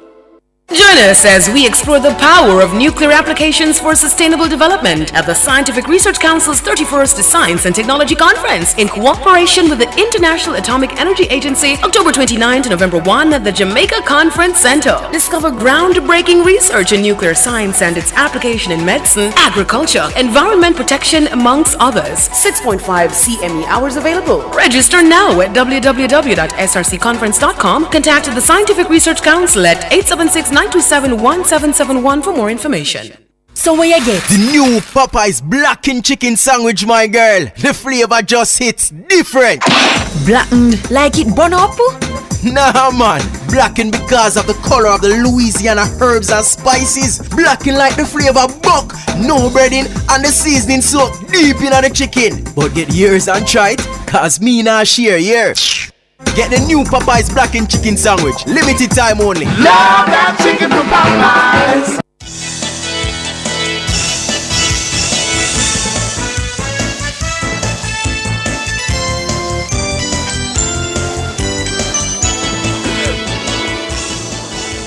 Welcome back, listeners. We're at Waterloo Road in St. Andrew at the Girl Guides headquarters for Jamaica, where ODPEM is hosting their review and finalization town hall for Jamaica's comprehensive disaster risk management policy for 2024 to 2044.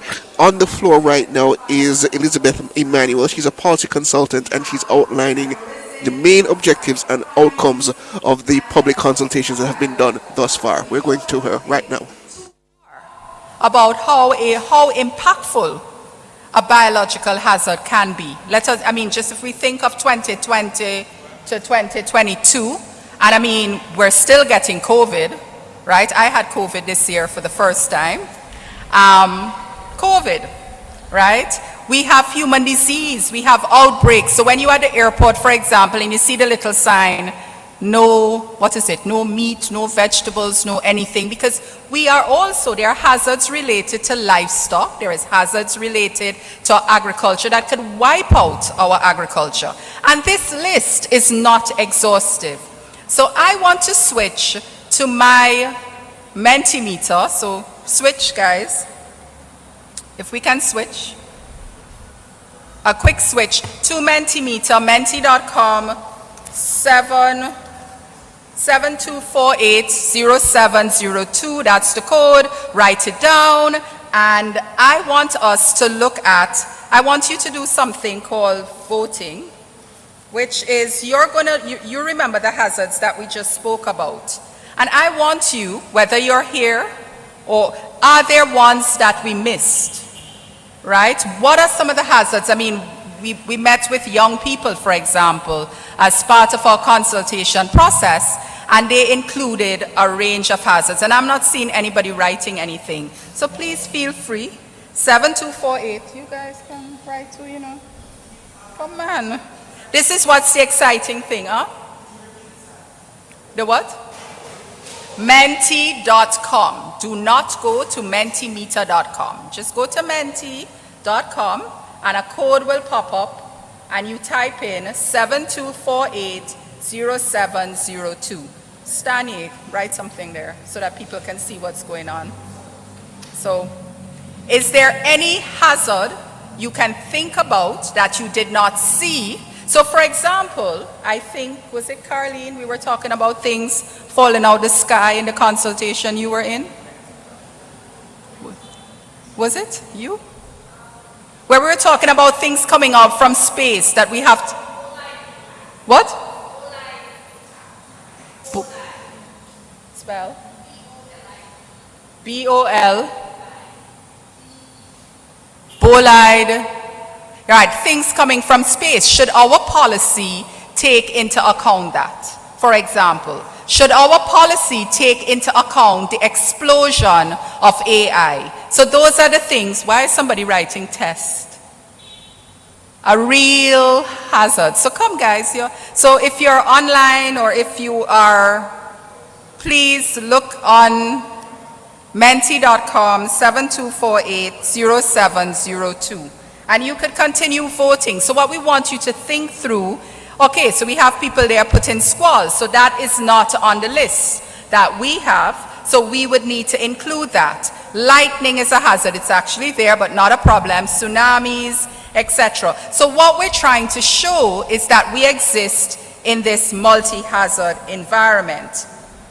But I want to ask you a question, and I want persons here to answer me. And it's a pity I can't move and walk around, so I would be taking the mic. I mean, I'll probably ask one of my students, one of you, come stand here, April. Do we have a mic that can roam, that we can go to people? Yes, we can take off that mic. I will repeat the code, 72480702. And you could continue voting. There are 72480702. Yeah? I just called you a young man. Live up to that. All right. What I want us to look at is when we think about hazards, we all have stories to tell. And I want to hear from Jamaicans here in this room, as well as through this vote on Mentimeter, what was the impact of beryl on you, on your family, on your livelihood? And can we hear from anyone in this room? Anybody? What was the impact of beryl? Right, Richard is saying no sleep. For me, I kept being on the computer trying to see, being Evan, is it passing? Is it passing? Has it passed? And at every little wind, I'm like, oh my, oh my. Anybody had a story? I found out when, right? So we're seeing some voting going up here where somebody is saying, they had minor impact. My house was affected, some damage. Continue to vote so we can see. What are the stories? Is there anything? There are a lot of people in the back there who would like to speak. Why are you standing? Go down. Odd Pen people are in front here. We're not talking to them yet. So someone said that their livelihood was negatively impacted, and this is very anonymous, this Mentimeter, so it could be somebody online, it could be somebody in here, we will not know, but it allows us, it provides us with information that we can use. Anybody wants to share any impacts that you have had? I'm going to ask another question, put it a little differently. There are some questions that are here that I want you to respond to as well. And then we're going to go into a formal sort of presentation. It is important for all citizens to participate in the development of national policies. And I think both Richard and Dennis alluded to that. Your voice matters in national policy because we all have something to say. I did an interview with Nationwide just now, and in one of our consultations in Sir William Grant Park, a young lady came up to me and she said she could not speak, but she heard everything I was saying.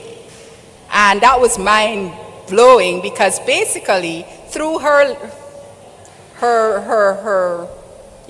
hands and her motions, and she had an interpreter, her aunt, basically what she was saying, how do you in a policy factor me in? I can't, if we had an earthquake really, and I am stuck under, I need to be rescued, I can't scream.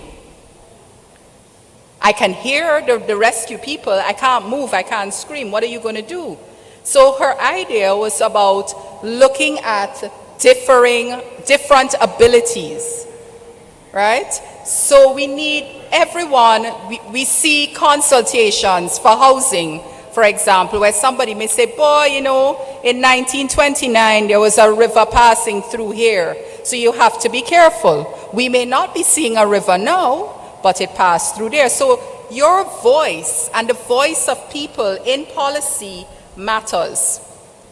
Now there's a little one here that ODPEM needs to take some, we're asking, we are doing a good job as a country with respect to disaster risk management. Out of 5, they got 3.6, which means they're doing some good things. But remember, disaster risk management isn't only about ODPEM. So everybody sitting down in the front row here, and in the second row, you have to own what society is saying about how we're doing with respect to disaster risk management. Agreed? I only know Evan and Carlene's name right now. Right, Michelle? You got to own that, and you got to find a way to say, how do we get that closer to 4.7? Because we need to own the fact that whilst we're not doing a bad job, but people are saying that we can do better with respect to disaster risk management.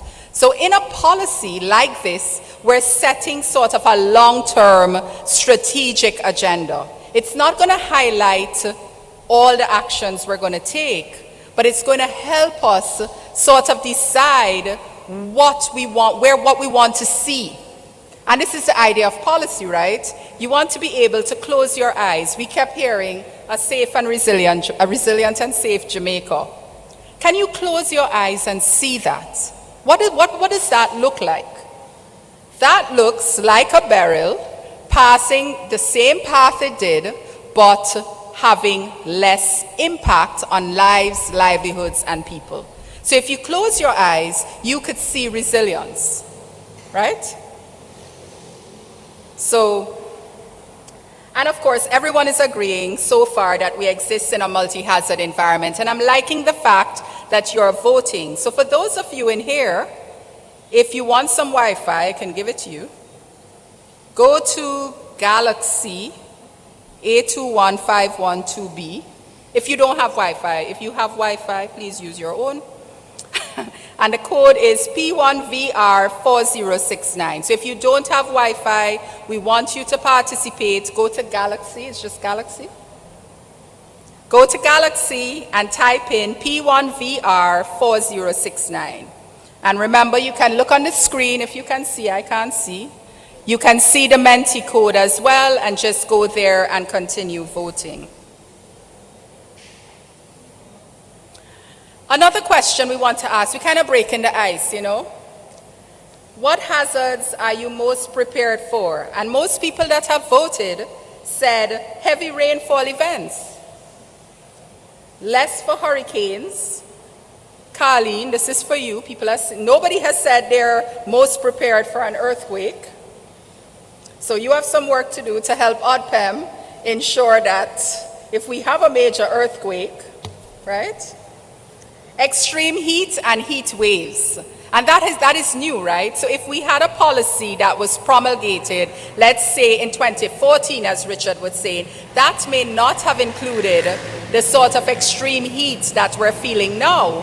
But a long-term policy allows us to pivot and to make changes and corrective action along the way. So we'll always see new and emerging threats. And we have to be able, as a people, to really sit down and think through what could be new and emerging. So Dr. Dawkins here from Ministry of Health will probably tell you that one of the things we have is new, correct me if I'm wrong, please, new and emerging communicable diseases.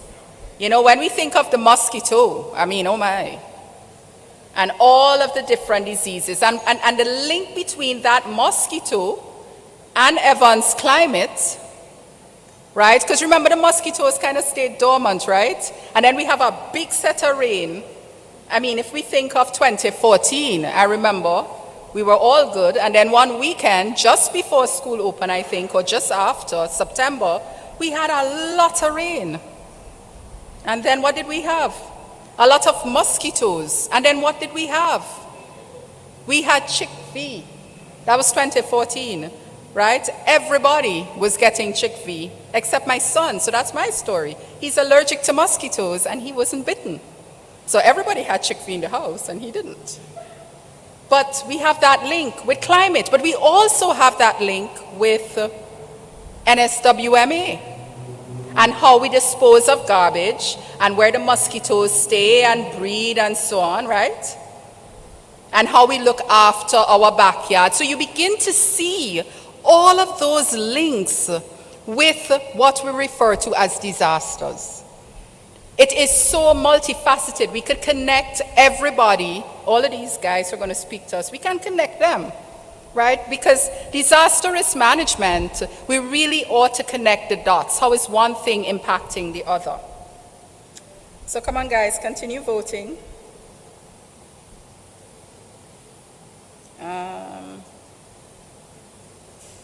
All right, so I am going to stop here and go back to the presentation for right now.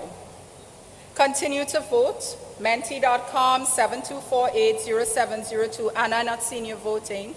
Come on. And because I know you people's names, I'll call your names, so please vote. We want to hear your voice too. You're no longer a staff of ODPEM here today. You are John Public Jamaica, so vote. Okay, next slide. That's me again. Can I change it?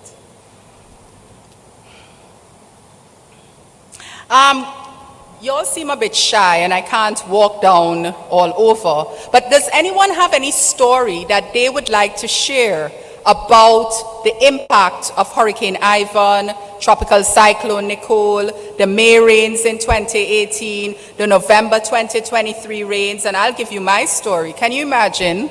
I am driving in that Friday, those November 2023 rains, and I work in this area. And this is to tell you how easy it is to make mistakes. I work in this area, and I'm driving through Norbrook, and I want to get home, and I see water high like this. I see a Prado going through it, and I says, oh, maybe I can go through it too. And then I was like, Liz, no, you can't do that. You got to turn around. And people were taking that risk of going through to cause problems for you guys, right? So, you know, we all have these stories, and we need to sort of begin as a country and as a society to document some of the impacts of these events on us. Because by documenting our stories, and in the Caribbean and in Jamaica, we have a very good tradition of storytelling, but that storytelling is also very instructive. So if anyone in here would like to speak about how they dealt with the earthquake last year. You know, we had these earthquakes, and I would imagine people sat at their desk and didn't do what they were supposed to do. Or you look out through the window and you say, oh, nothing not happening. Or we have rains, the May rains in 2018. How many people had family or friends who, that May rain of 2018, you guys would have been informed for, so these are some of my students, they would have been informed for, but Form 5 students could not go to school, and it was in the middle of CSEC. How many people remember that? So when we think about these events, it's just not an event happening that is affecting just one person. It affects sectors. I don't know if anybody remembers that, or if I'm the only person remembering that. People couldn't go to school. I mean, you know, there was stuff in St. Thomas happening and Clarendon, and I think, if I recall, the exam could have been math, which is an important and fundamental exam, right? So anybody wants to share their story of any event? Richard, you have a story to tell? You have a story to tell about any of these events? You have a story to tell? So you're saying you all have no impacts? You all don't remember Ivan? I remember Ivan with a little radio listening to Evan whole night. A little orange radio, and I'm like, I mean, you have a story? Come. We have to vibes up the thing, you know. We can't just listen to me for the whole night. But yes, I listened to you during Ivan for the entire night when it went through Hellshire Hills instead of going through. I remember all of that. My only story or experience of a disaster was... Talk louder, sorry. Ivan was my first experience of a hurricane where I think I have knowledge of what's happening. And I watched my neighbor rooftop blow off, like totally off. But when the eye was over us, everything is calmer. Person was up there trying to fix that, and the rain just suddenly come down and everybody's like scattering. That's my only experience of a hurricane? Actually seeing it, yes, up front. Every other time it's just seeing that regular storm passing through. Ivan was my first experience of a hurricane as well, because I lived in a country that did not have hurricanes. So it was my first experience. But why are we developing this policy? And I think that based on our discussion so far, we kind of have an idea as to why we need to think long-term and we need to think strategically about disaster risk management. And one of the things that I'm not sure many people are aware of is that disaster risk management and the need to protect lives and livelihood is very much rooted in Jamaica's constitution. Chapter 3 of Jamaica's Constitution, the Charter of Fundamental Rights and Freedoms, calls for the right of everyone in our country to enjoy a healthy and productive environment, free from injury, etc., etc. So the call to have this sort of policy in place goes right back to our Constitution. So before we even think about, you know, the location and the geography and the geology and all of these things, we, as a country, that is rooted in our Constitution. Our geography, geology, we are highly exposed to several natural hazards. And I showed that slide before. If we're thinking about sustainable development as a country, and we're thinking about, we have a national vision, Jamaica the place of choice to live, work, raise families, and do business, there must be a space for comprehensive disaster risk management, because we see where the little so-so rain sometimes cause major flooding. Not true. National Works Agency, right? Major flooding, and he can translate that flooding into an impact on the budget, right? And when you are giving away your money to National Works Agency, well, you're giving it away because guess what? If we're resilient, they wouldn't need it. And where would it go? It can go into education. It can go into health, right? So resilience is important. Striving for a resilient Jamaica is a national priority. because that national priority could then translate into us developing in other areas.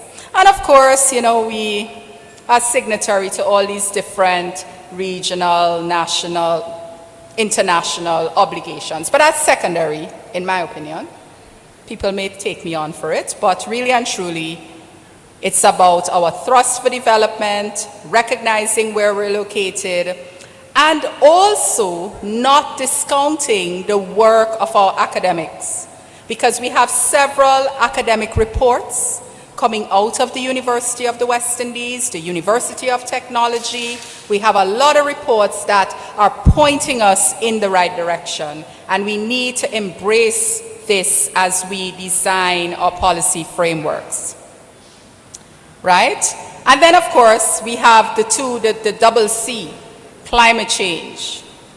And climate change is really changing the frequency, intensity. It's unpredictable. I mean, this is the first time, I believe, in history, and I welcome the Ministry of Finance to come to the top. Taran, you can come to the front.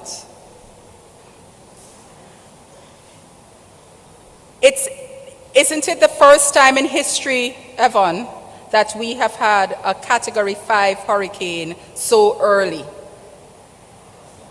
First time, right? In the history of hurricanes, and hurricanes, they're about a long time. So the first time you're seeing a Cat 5 hurricane in July, that is telling us that we can't even rely on science, because what we know is that we look for the hurricanes around now, right? September, October, early November. But we saw doing Zeta and Iota, I believe. I mean, we were now in the Greek alphabet. And we were now like in December, right? Impacted by 2 hurricanes.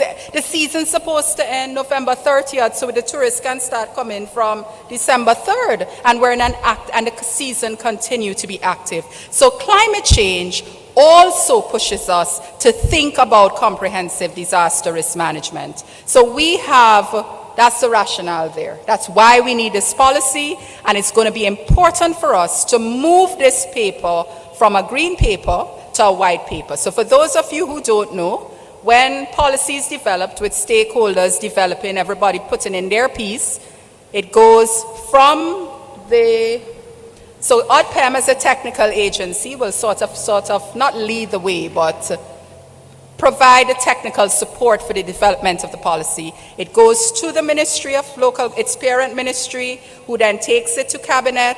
Cabinet reviews, discuss, they may or may not approve. If they approve it, it then goes from Cabinet to Parliament via something called a ministry paper. It is tabled in the House, it is discussed in the House, and it could be reviewed as a green paper, which is really saying it is draft policy. And this is where we are today. Once you're at a green paper stage, the paper literally walks out of Gordon House and comes back for consultation. So we make sure that everybody's views are accounted for. So this is where we are now. We have had a series of consultations with different groups, and we're having some town halls as well. All right? So your voice matters, my Mentimeter matters, so when I come back to it, you guys are going to have to tell me. Continue voting. But other things are important. We have some statistics here that says that 31% of our communities are vulnerable. And through this policy, we'll create the enabling environment to fix that. The first thing of making change is to recognize what is good or bad, right? So when we're sick, we go to the doctor and they tell us what happened. And that's where change can happen, because we get a prescription and we do what we need to do, right? So the fact that we're able to identify a negative is a good thing. So we know our deficiencies. 300 of our 900 communities are vulnerable, and we're going to fix that. And this policy will provide that framework. We understand that disasters have impacts on people, economic industries, tourism, agriculture, education, health, and they have, our Ministry of Finance is here, implications for public finance, because it increases expenditure, gives more money to NWA to do stuff, pulling it away from other important sectors, and may also result in things like domestic borrowing. And our location, just where we are. Tourism, right? Tourism is a big thing. 90% of our GDP, or about that, is produced on the coast, making that GDP vulnerable. Our economic infrastructure is on the coast. So we need to put systems and structures in place to be able to not just identify the hazards that we're exposed to, but to put in place strategies to reduce impacts of hazards. Because how many people here, by a show of hands, a hazard is a thing that can happen, right? A car could be a hazard, right? Yeah, so if I didn't pull up my handbrake or whatever it's called there, the car could roll, right?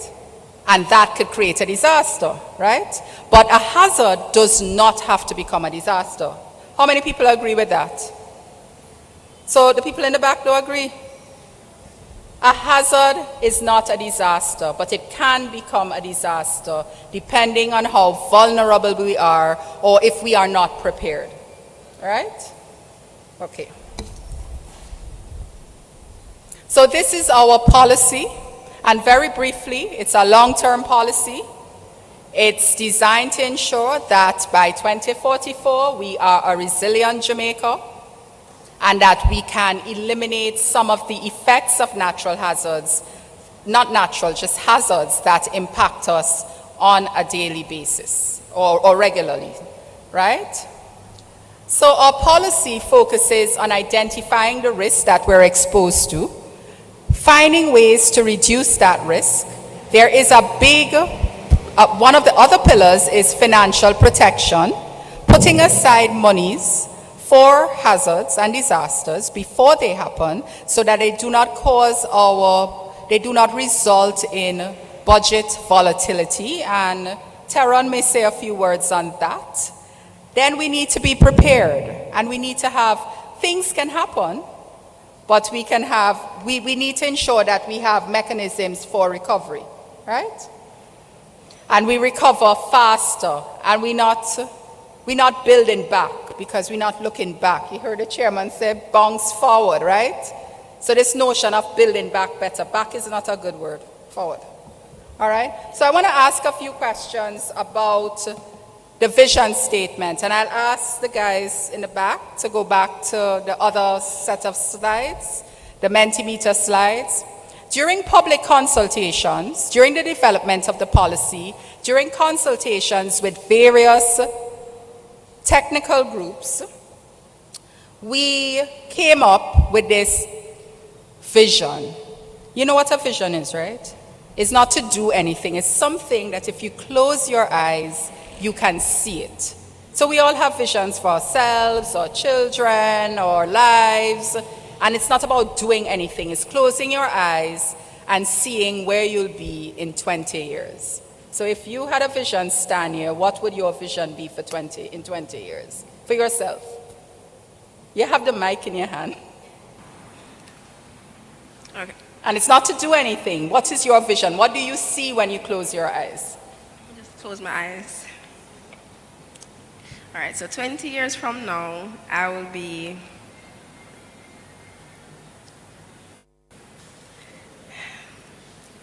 retired.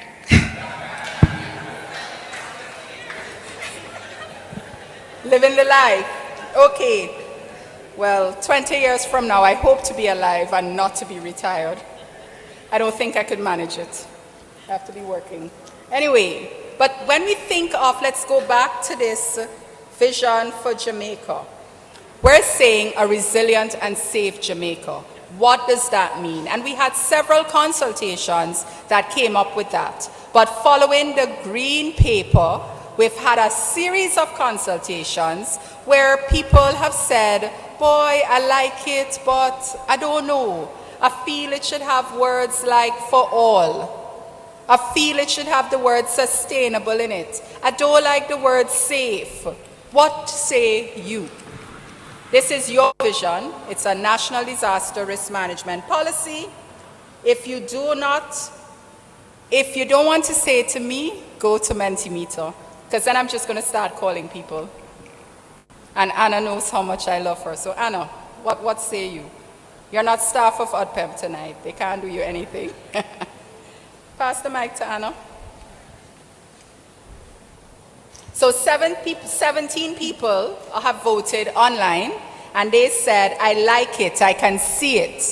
4 people said, it is good, but I would add something. And 1 person says, boy, I don't like it.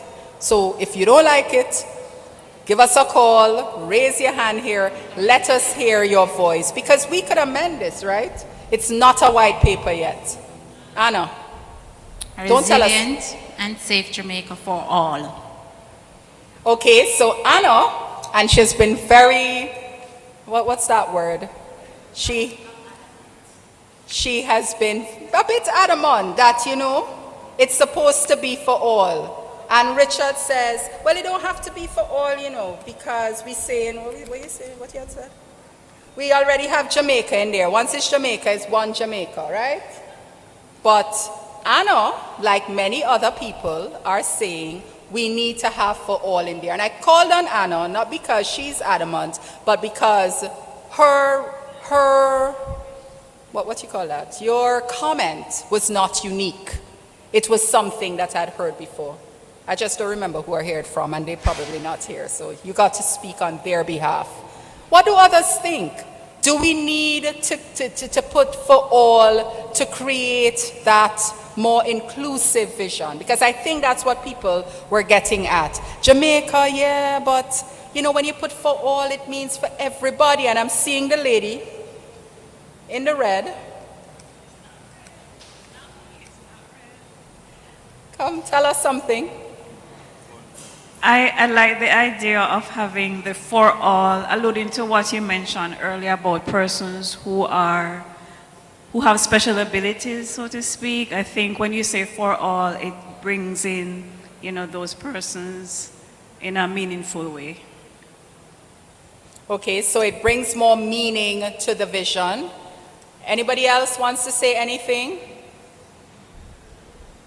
Anybody in the back? You see, if I could move from here, but I can't. They will tell me I can't move. Yes, because of that. So by a show of hands then, if you all don't want to speak, continue to vote. People are voting. You see the thing going up. Listeners, once again, we're at the Girl Guide Association of Jamaica headquarters on Waterloo Road, where we're bringing you live the review and finalization of Jamaica's comprehensive disaster risk management policy town hall. We're going to take a break and bring you more right after this.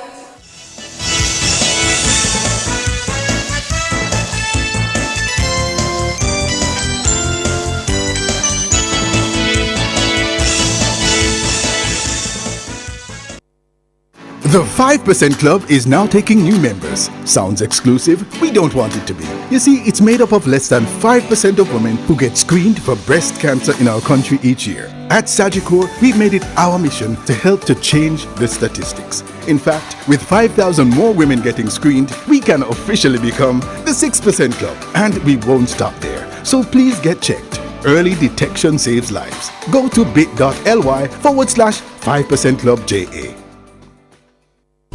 Valley, we a big deal when we touch ground. Yeah, I can see when we're pulling up. Anything for the taste what we love. Barbecue, spicy and original, flavorful, crispy, irresistible. 3 piece with the fries and a Pepsi. Go get your one big deal, stop stress me. All when we dip on the toilet, no left feet.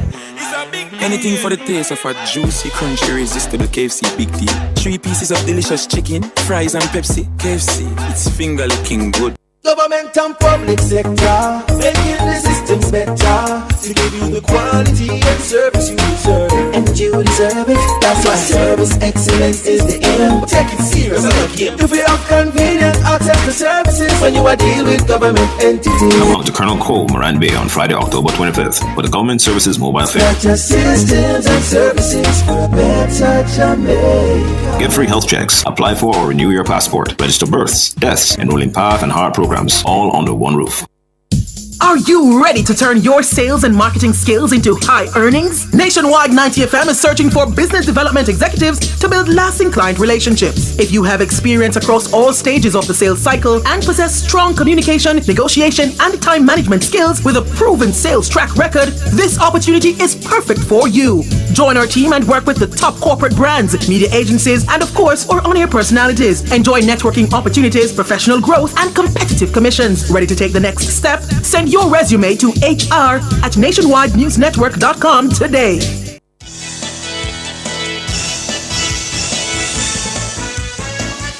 Welcome back, listeners and viewers, to the ODPEM's review and finalization of Jamaica's Comprehensive Disaster Risk Management Town Hall at the Girl Guides Association of Jamaica headquarters on Waterloo Road.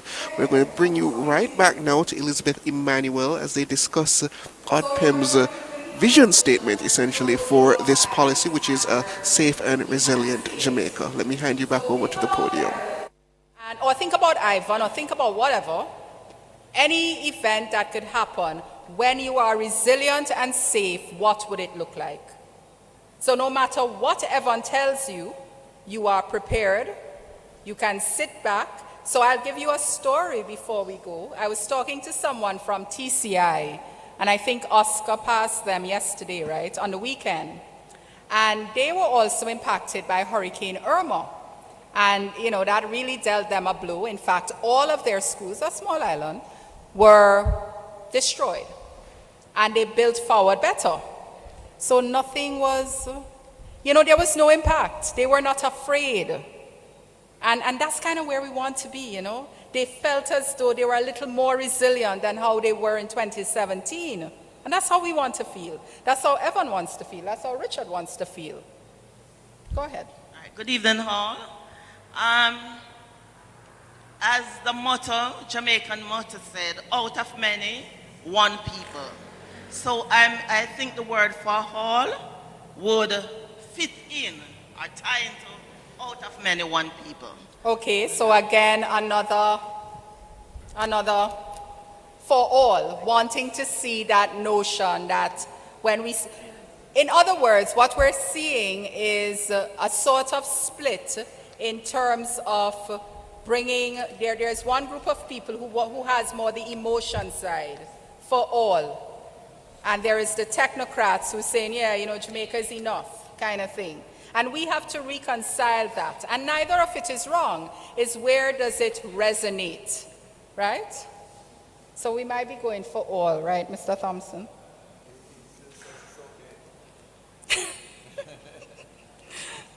Okay. And 18 people says it's okay, but would for all change it? And would it satisfy more people, for example? Those are the kinds, when we have policy consultations, those are the kinds of things, you'd have thinking through. Would it make a huge difference if we added for all? It may not make a huge difference to you guys, but for some other people, it would resonate better. And that's kind of like what we want. I'm not saying that's what we're going to do, but we have heard, and we have heard it multiple times. Continue to vote, please. Now, this is where our speakers are going to come in, and they can all jump for the mic at this point in 2 minutes. Now, you can have a vision for yourself, right? And I like to use people because it's easier for us to think. We have a vision for who we want to be. So I want to be a grandmother in a few years, not right now, because I only have a 15-year-old and a 21-year-old, but I kind of want to live long enough to be a grandmother and to have grandkids and to spoil some kids because I like babies and I can't have any more. So that's my vision for me.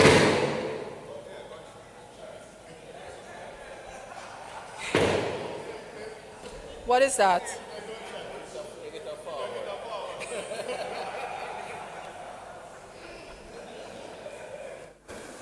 Listeners, we're going to take a short break and come right back.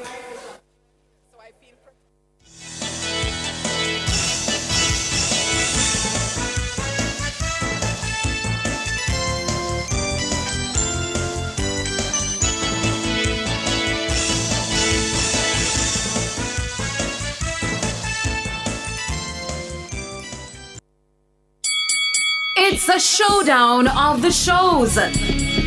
6 shows, 1 winner. Who will it be?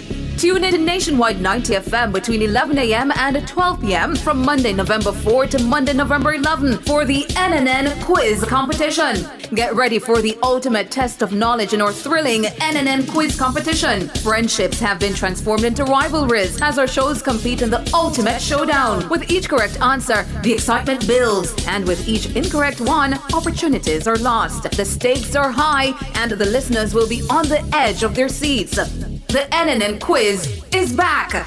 Tune in between 11 a.m. and 12 p.m. during CliffViews Online from Monday, November 4 to Monday, November 11 for the NNN Quiz Competition. Who will emerge victorious on this edition of the NNN Quiz Competition? Find out only on Nationwide 90 FM, the new revolution in media. The NNN Quiz is brought to you by the Student Center, the Jamaican Association for Debating and Empowerment Jade Limited, Wellington Dental, Mark's Superstore, Max Pharmaceutical, Mats Unlimited, and JTA Credit Union. I'm Dennis Brooks. I'm Alan Campbell. I'm Floyd Green. And I'm Garth Williams. Catch us on the Jamaican Dads podcast right here on Nationwide 90 FM, Thursdays at 8 p.m. with a repeat on Sundays at 6 p.m. The Jamaican Dads podcast is all about providing men with a healthy, safe, and functional forum to tackle many of the taboo topics that concern our masculinity. Like everyone else out there, we're dads of varying amounts of experience who come from different backgrounds and often view the world differently. We're definitely not perfect, but we are all brethren and we're all committed to this piece of rock called Jamaica. Too often, there are no safe spaces for men to explore the issues which are important to us. Plus, most of the content out there about parenthood is produced by women, for women. So we think it is important that we be the change we want to see. Follow us on YouTube, Facebook, Instagram, and Twitter at Jamaican Dads with a Z. And definitely join us here on Nationwide 90 FM every Thursday at 8 p.m. with a repeat on Sundays at 6 p.m. for the Jamaican Dads podcast. It's a revolution in media.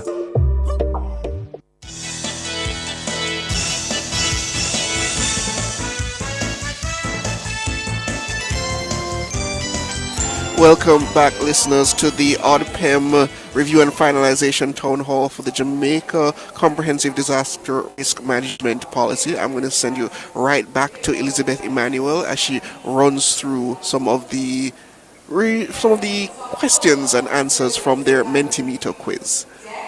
Reduce economic distress, we reduce social distress.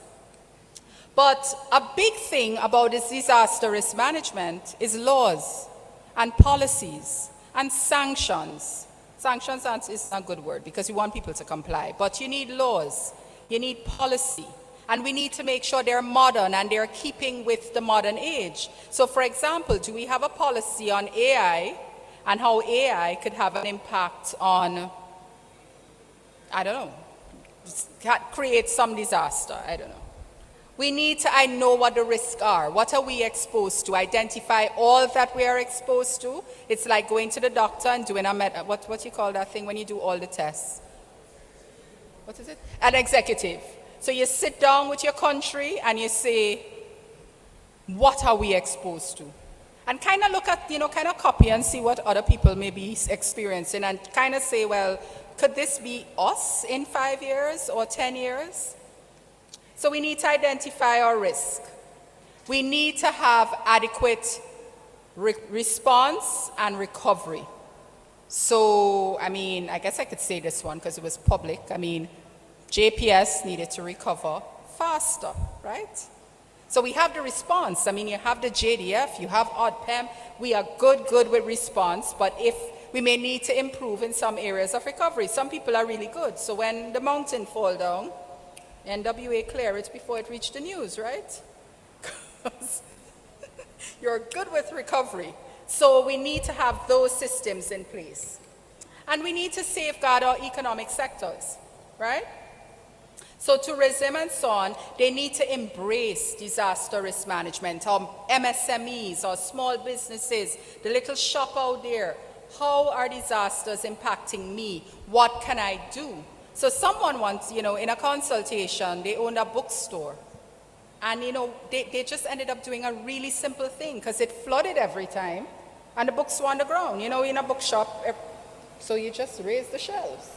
So if there is a flood, if water comes in, you don't lose your stock.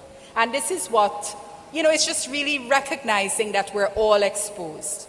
And then financial protection and disaster risk financing. And that's the notion about having instruments in place for disasters before they happen, and recognize as much as we can risk mitigate and climate adapt, there may be some risks that we're still exposed a little bit.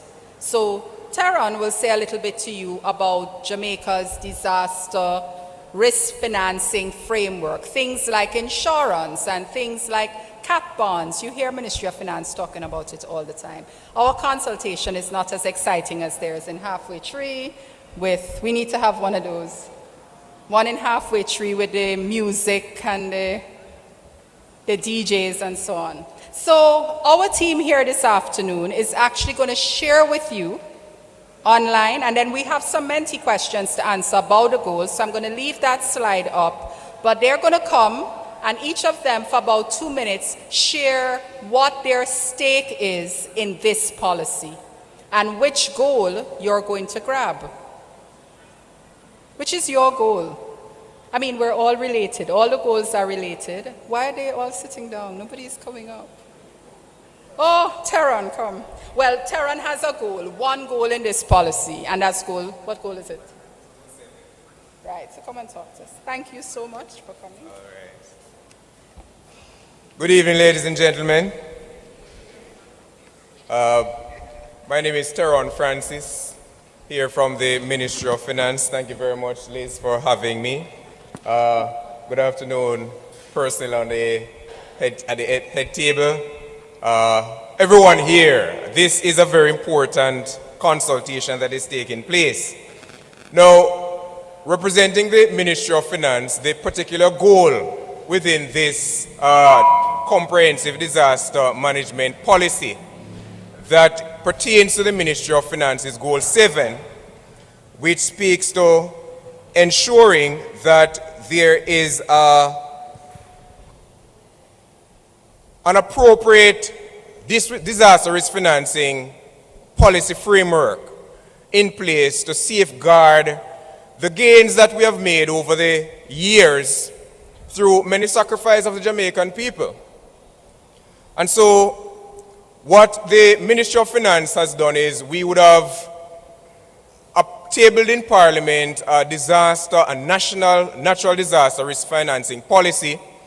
This was done in 2023, and the national natural disaster risk financing policy, it promotes a risk-layered approach to disaster risk financing, whereby we ensure that there are adequate reserves to deal with losses associated with high-frequency, low-severity events, natural disasters, while transferring the risks related to more low-frequency, high-severity events. So what we have done is have a multi-layered approach, because one layer cannot deal with all the hazards to which we are exposed.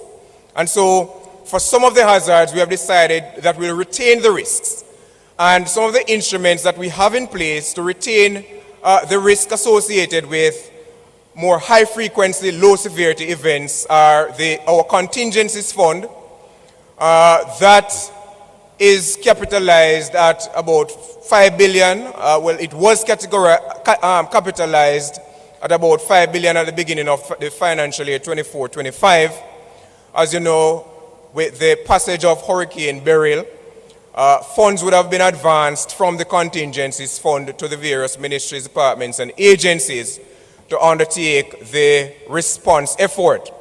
The thing with the contingencies fund is that it is actually an advance to these ministries, departments, and agencies. So once the supplementary budget is passed, that increases the allocation of these ministries, departments, and agencies, then these monies will be repaid to the contingencies fund, so that we'll always have these resources available to respond following the passage of a hurricane or in the aftermath of any natural disaster.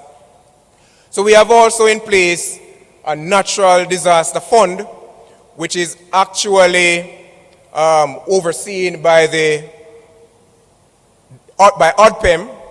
We have as well, and this was just in 2024, established a National Natural Disaster Reserve Fund, which in the 2024-25 budget, we have allocated $1 billion to capitalize the reserve fund, but it will also be a repository for all the payouts that would emanate from the various risk transfer instruments that we have in place whenever the policies are triggered.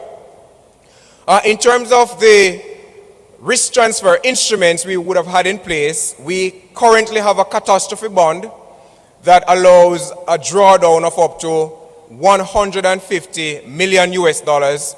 Now the catastrophe bond addresses the impact of named tropical storms or named storms that meet the specific parameters in relation to the CAT bond. And so, whereas for the passage of Hurricane Beryl, that particular policy was not triggered because the central pressure of the hurricane passing through the various grids that would have been set up and aligned with the CAT bond, they were not sufficiently low in order to trigger the policy. We have in place as well an insurance facility with the Caribbean Catastrophe Risk Insurance Facility with a segregated portfolio company. We have actually 3 policies. We have the excess rainfall policy, the tropical cyclone policy, and we have an earthquake policy. And interestingly, with the passage of Hurricane Beryl, the policies for the excess rainfall and the tropical cyclone would have been triggered, and Jamaica was able to benefit from 4.2 billion Jamaican dollars that would have been used to offset expenses related to the response and recovery effort. So this is one instance where we see the benefit of having in place these instruments, these disaster risk financing instruments, to help to mitigate the impact of natural disasters on the national budget. Had it not been for these instruments, what you would usually find is that the government would have to resort to additional borrowing, or it would have to resort to reallocating resources that would have been targeted for some critical expenditure. And so what you may have found is for the passage of Hurricane Beryl, without the triggering of the policy and the payout stores, monies allocated to education, monies allocated to national security may have had to be reallocated in order to offset the expenses that were necessary to deal with the recovery, the relief, and the response effort. In addition to those instruments, we have in place a contingency facility with the IDB that allows us to draw down in excess of 300 million US dollars. We have also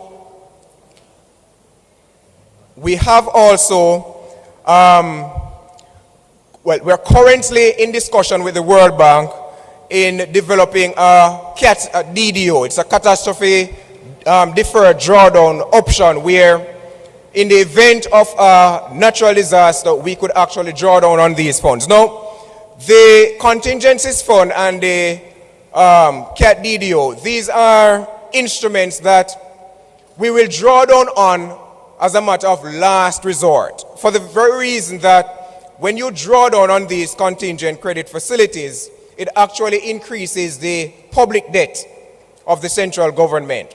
And so we are having in place these instruments to ensure, as I said before, that we have ex-ante preparation. We have made ex-ante preparation to ensure that adequate resources are available to finance natural disasters when they do occur, so that we can preserve the gains that we would have made over the years from the many sacrifices that Jamaicans, all Jamaicans, would have made over the years. Thank you very much.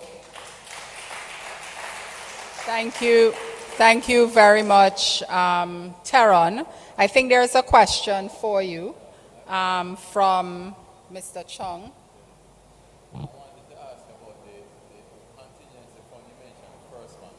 The one for ODPEM. Right. So the question is whether the... Okay, yes, the contingency fund would have been capitalized at 5 billion.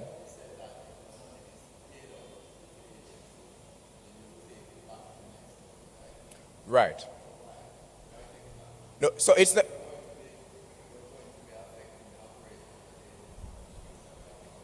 No, so it's not a matter of taking back. So what happens is the policy surrounding the contingencies fund is that the monies are set apart to assist with the response effort. Now, because when there's a disaster, it would have been expenditure that would not have been planned for on the part of the ministry departments and agencies. When they utilize monies that would have been allocated to them in the Appropriations Act, that money is then given back to them in a supplementary budget. But they would have utilized that money from the advance, right? So they actually get additional money from a supplementary budget, which they then pay back to the contingencies fund. Monies that they would have utilized to undertake the expenditure.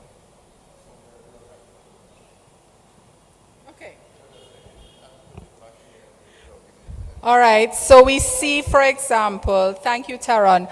Can I get back the slide, please, on the policy goals? It could be the actual PowerPoint in the back, the actual PowerPoint presentation. So we see where, for example, next slide, please, where Taron spoke about disaster risk financing. And we have quite a number of other persons who's going to speak about their role in comprehensive disaster risk management. So we have about 7 or 8 different persons to speak about how they will contribute to the realization of these goals over the next 20 years. So I'm going to call on anyone can come up. And you guys want to come? Anybody can come up. Do like Taron. Dr. Dawkins, you want to come up? Let's hear from some of the less known areas. We leave the best for last. You. Dr. Dawkins, sometimes, we don't think about, when we're talking about disasters, we don't think about health so much. We thought about it during COVID. So Dr. Dawkins. And you could say which goal.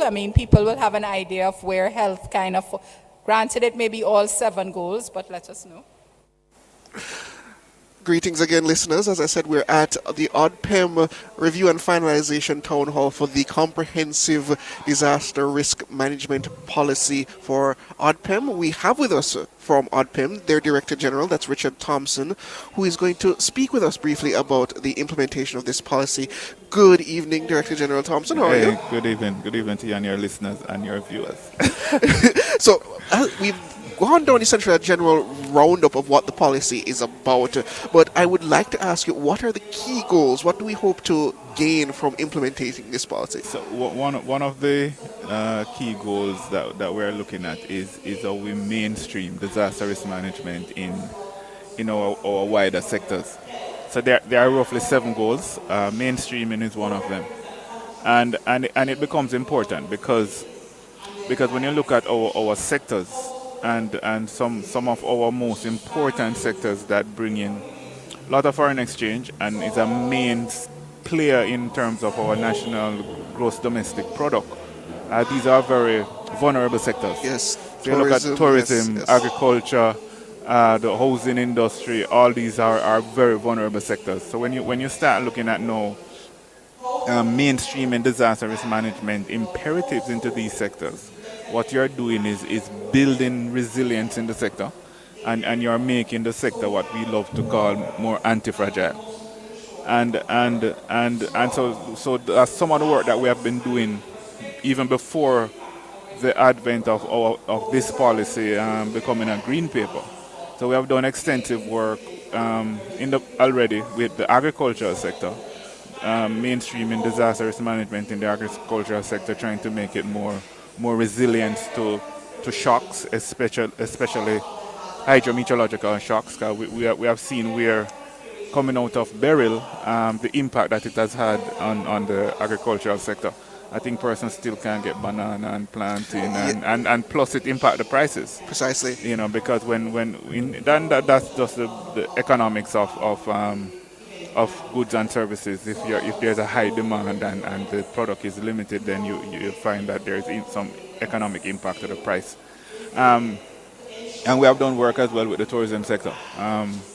Doing mainstreaming in the tourism sector, ensuring that we're building resilience, ensuring that our hoteliers have disaster risk management plan for their facilities, that they're looking at the impact of disaster on their product, or with climate change impact beaches, or it impacts erosion. So it's wide, and also beyond the hazard that we are more what's the best word, that we are more accustomed to. We look at, we have been paying some attention now to your public health crisis shocks. So we would have seen what would have happened in COVID and yes. the kind of work that we had to do nationally to ensure that we were protecting our tourism product by putting in that resilience corridor and the kind of activity that went into that. And that concept was adopted internationally by a lot of other countries that tourism was a main part of their mainstay. So these are some of the things that we're looking at in terms of a national policy.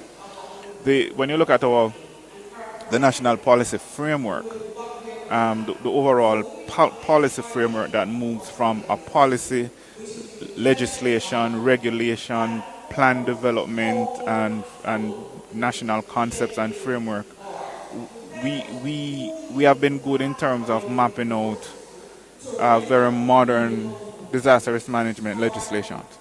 The DRMA that a lot of persons speak highly of, that was used to manage our COVID crisis, is a very modern legislation. And embedded in that is time for review to keep it modern, because as I said earlier in my open remarks, disaster risk management is a moving goalpost. So you have to keep changing your legislative process, look at policy adjustment in order to keep abreast and ensure that overall you're building resilience for your people. So we have had that. We have had a lot of plans, national disaster plan. We have gone to developing contingency plans. But there wasn't a policy at the very high strategic level to guide that overall process. So way back in 2014, after we started working about 2008, when I just got to the ODPEM, on repealing the then Disaster Management Act, we started looking as well at developing a comprehensive disaster risk management policy and strategy. And so the process started way back in 2014 in terms of looking at our space, having some consultation in terms of how we were going to develop the policy, look at what was happening internationally in the international space and regionally, to see how we'd link our policy development to those critical piece of international tools that were there.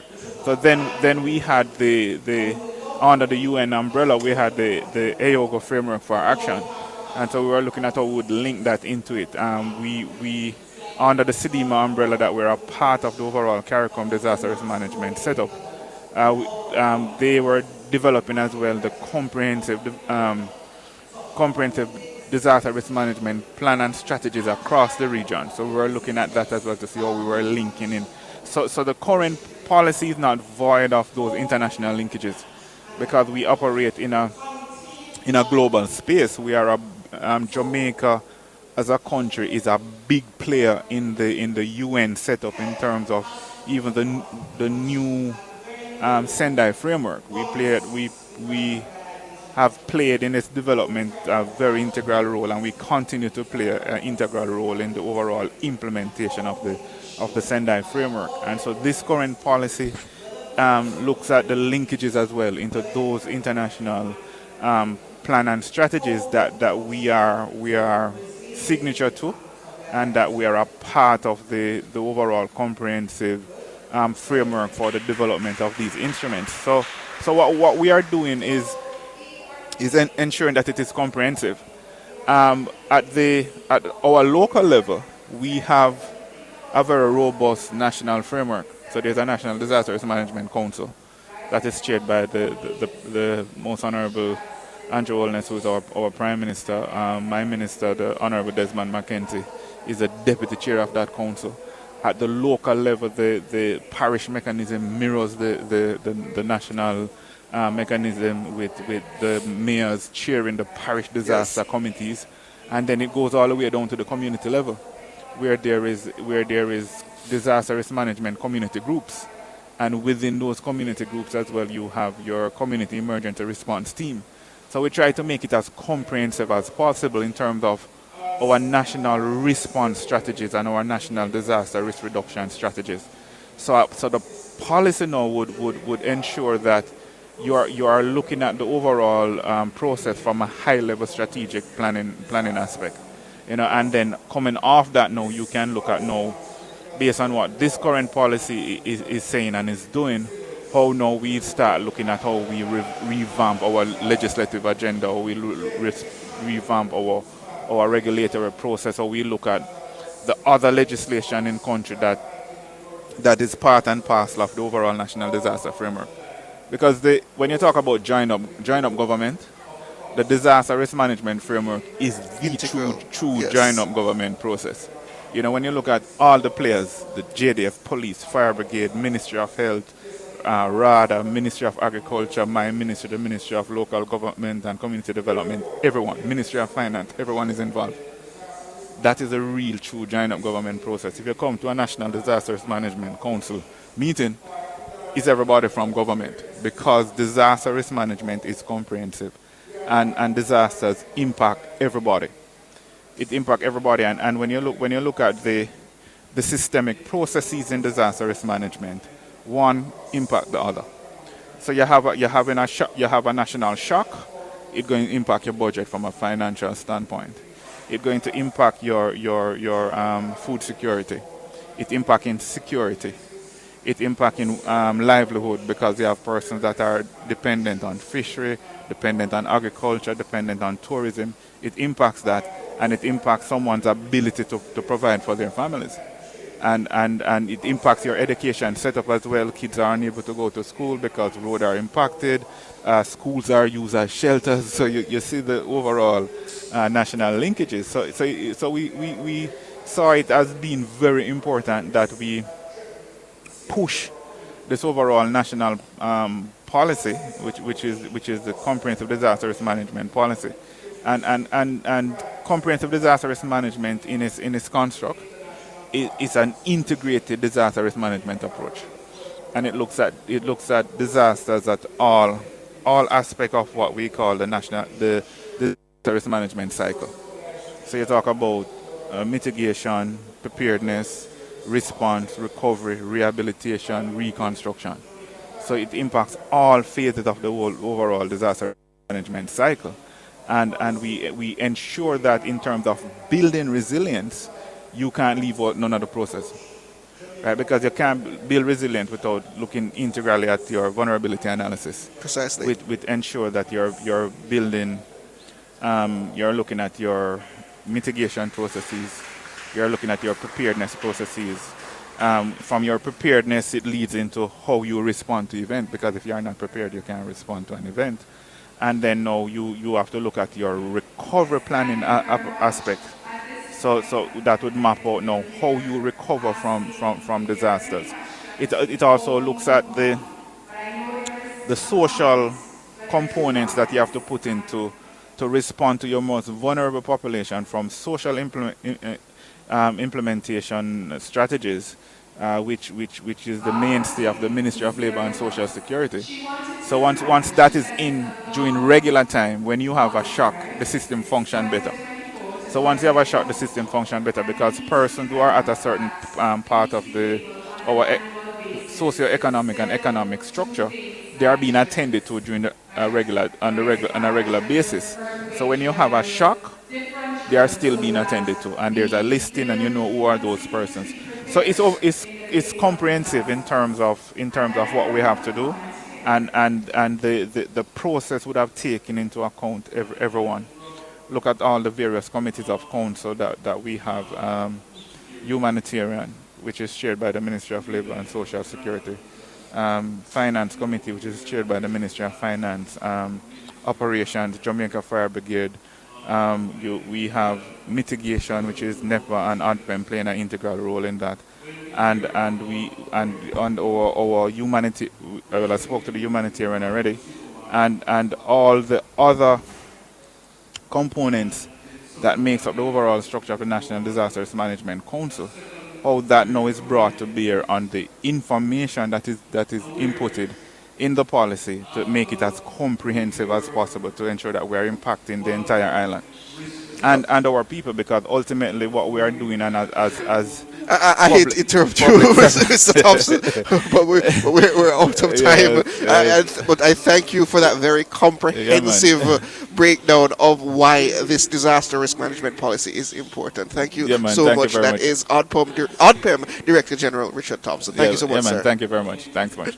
Well, listeners and viewers, thank you for joining us for this outside the edition of Nationwide at 5, and we will sign off now. Thank you to our technical operator or technical engineer Jermaine Compass, who assisted us with everything, our branding assistant Sheldon Richards, the technical operator in studio Andrew Boogs, the girl them Tugs Anderson, Business Development Executive Audrey Williams, our super producer Dana Davey, who giving me quite a look for referring to books in such a way, and the news and production team led by the capable Cara Powell. I am Siobhan Campbell, and thank you for joining us this evening.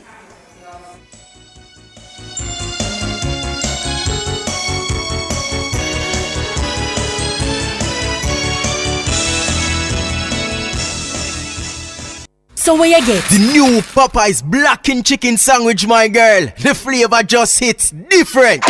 Blackened? Like it burn up? Nah, man. Blackened because of the color of the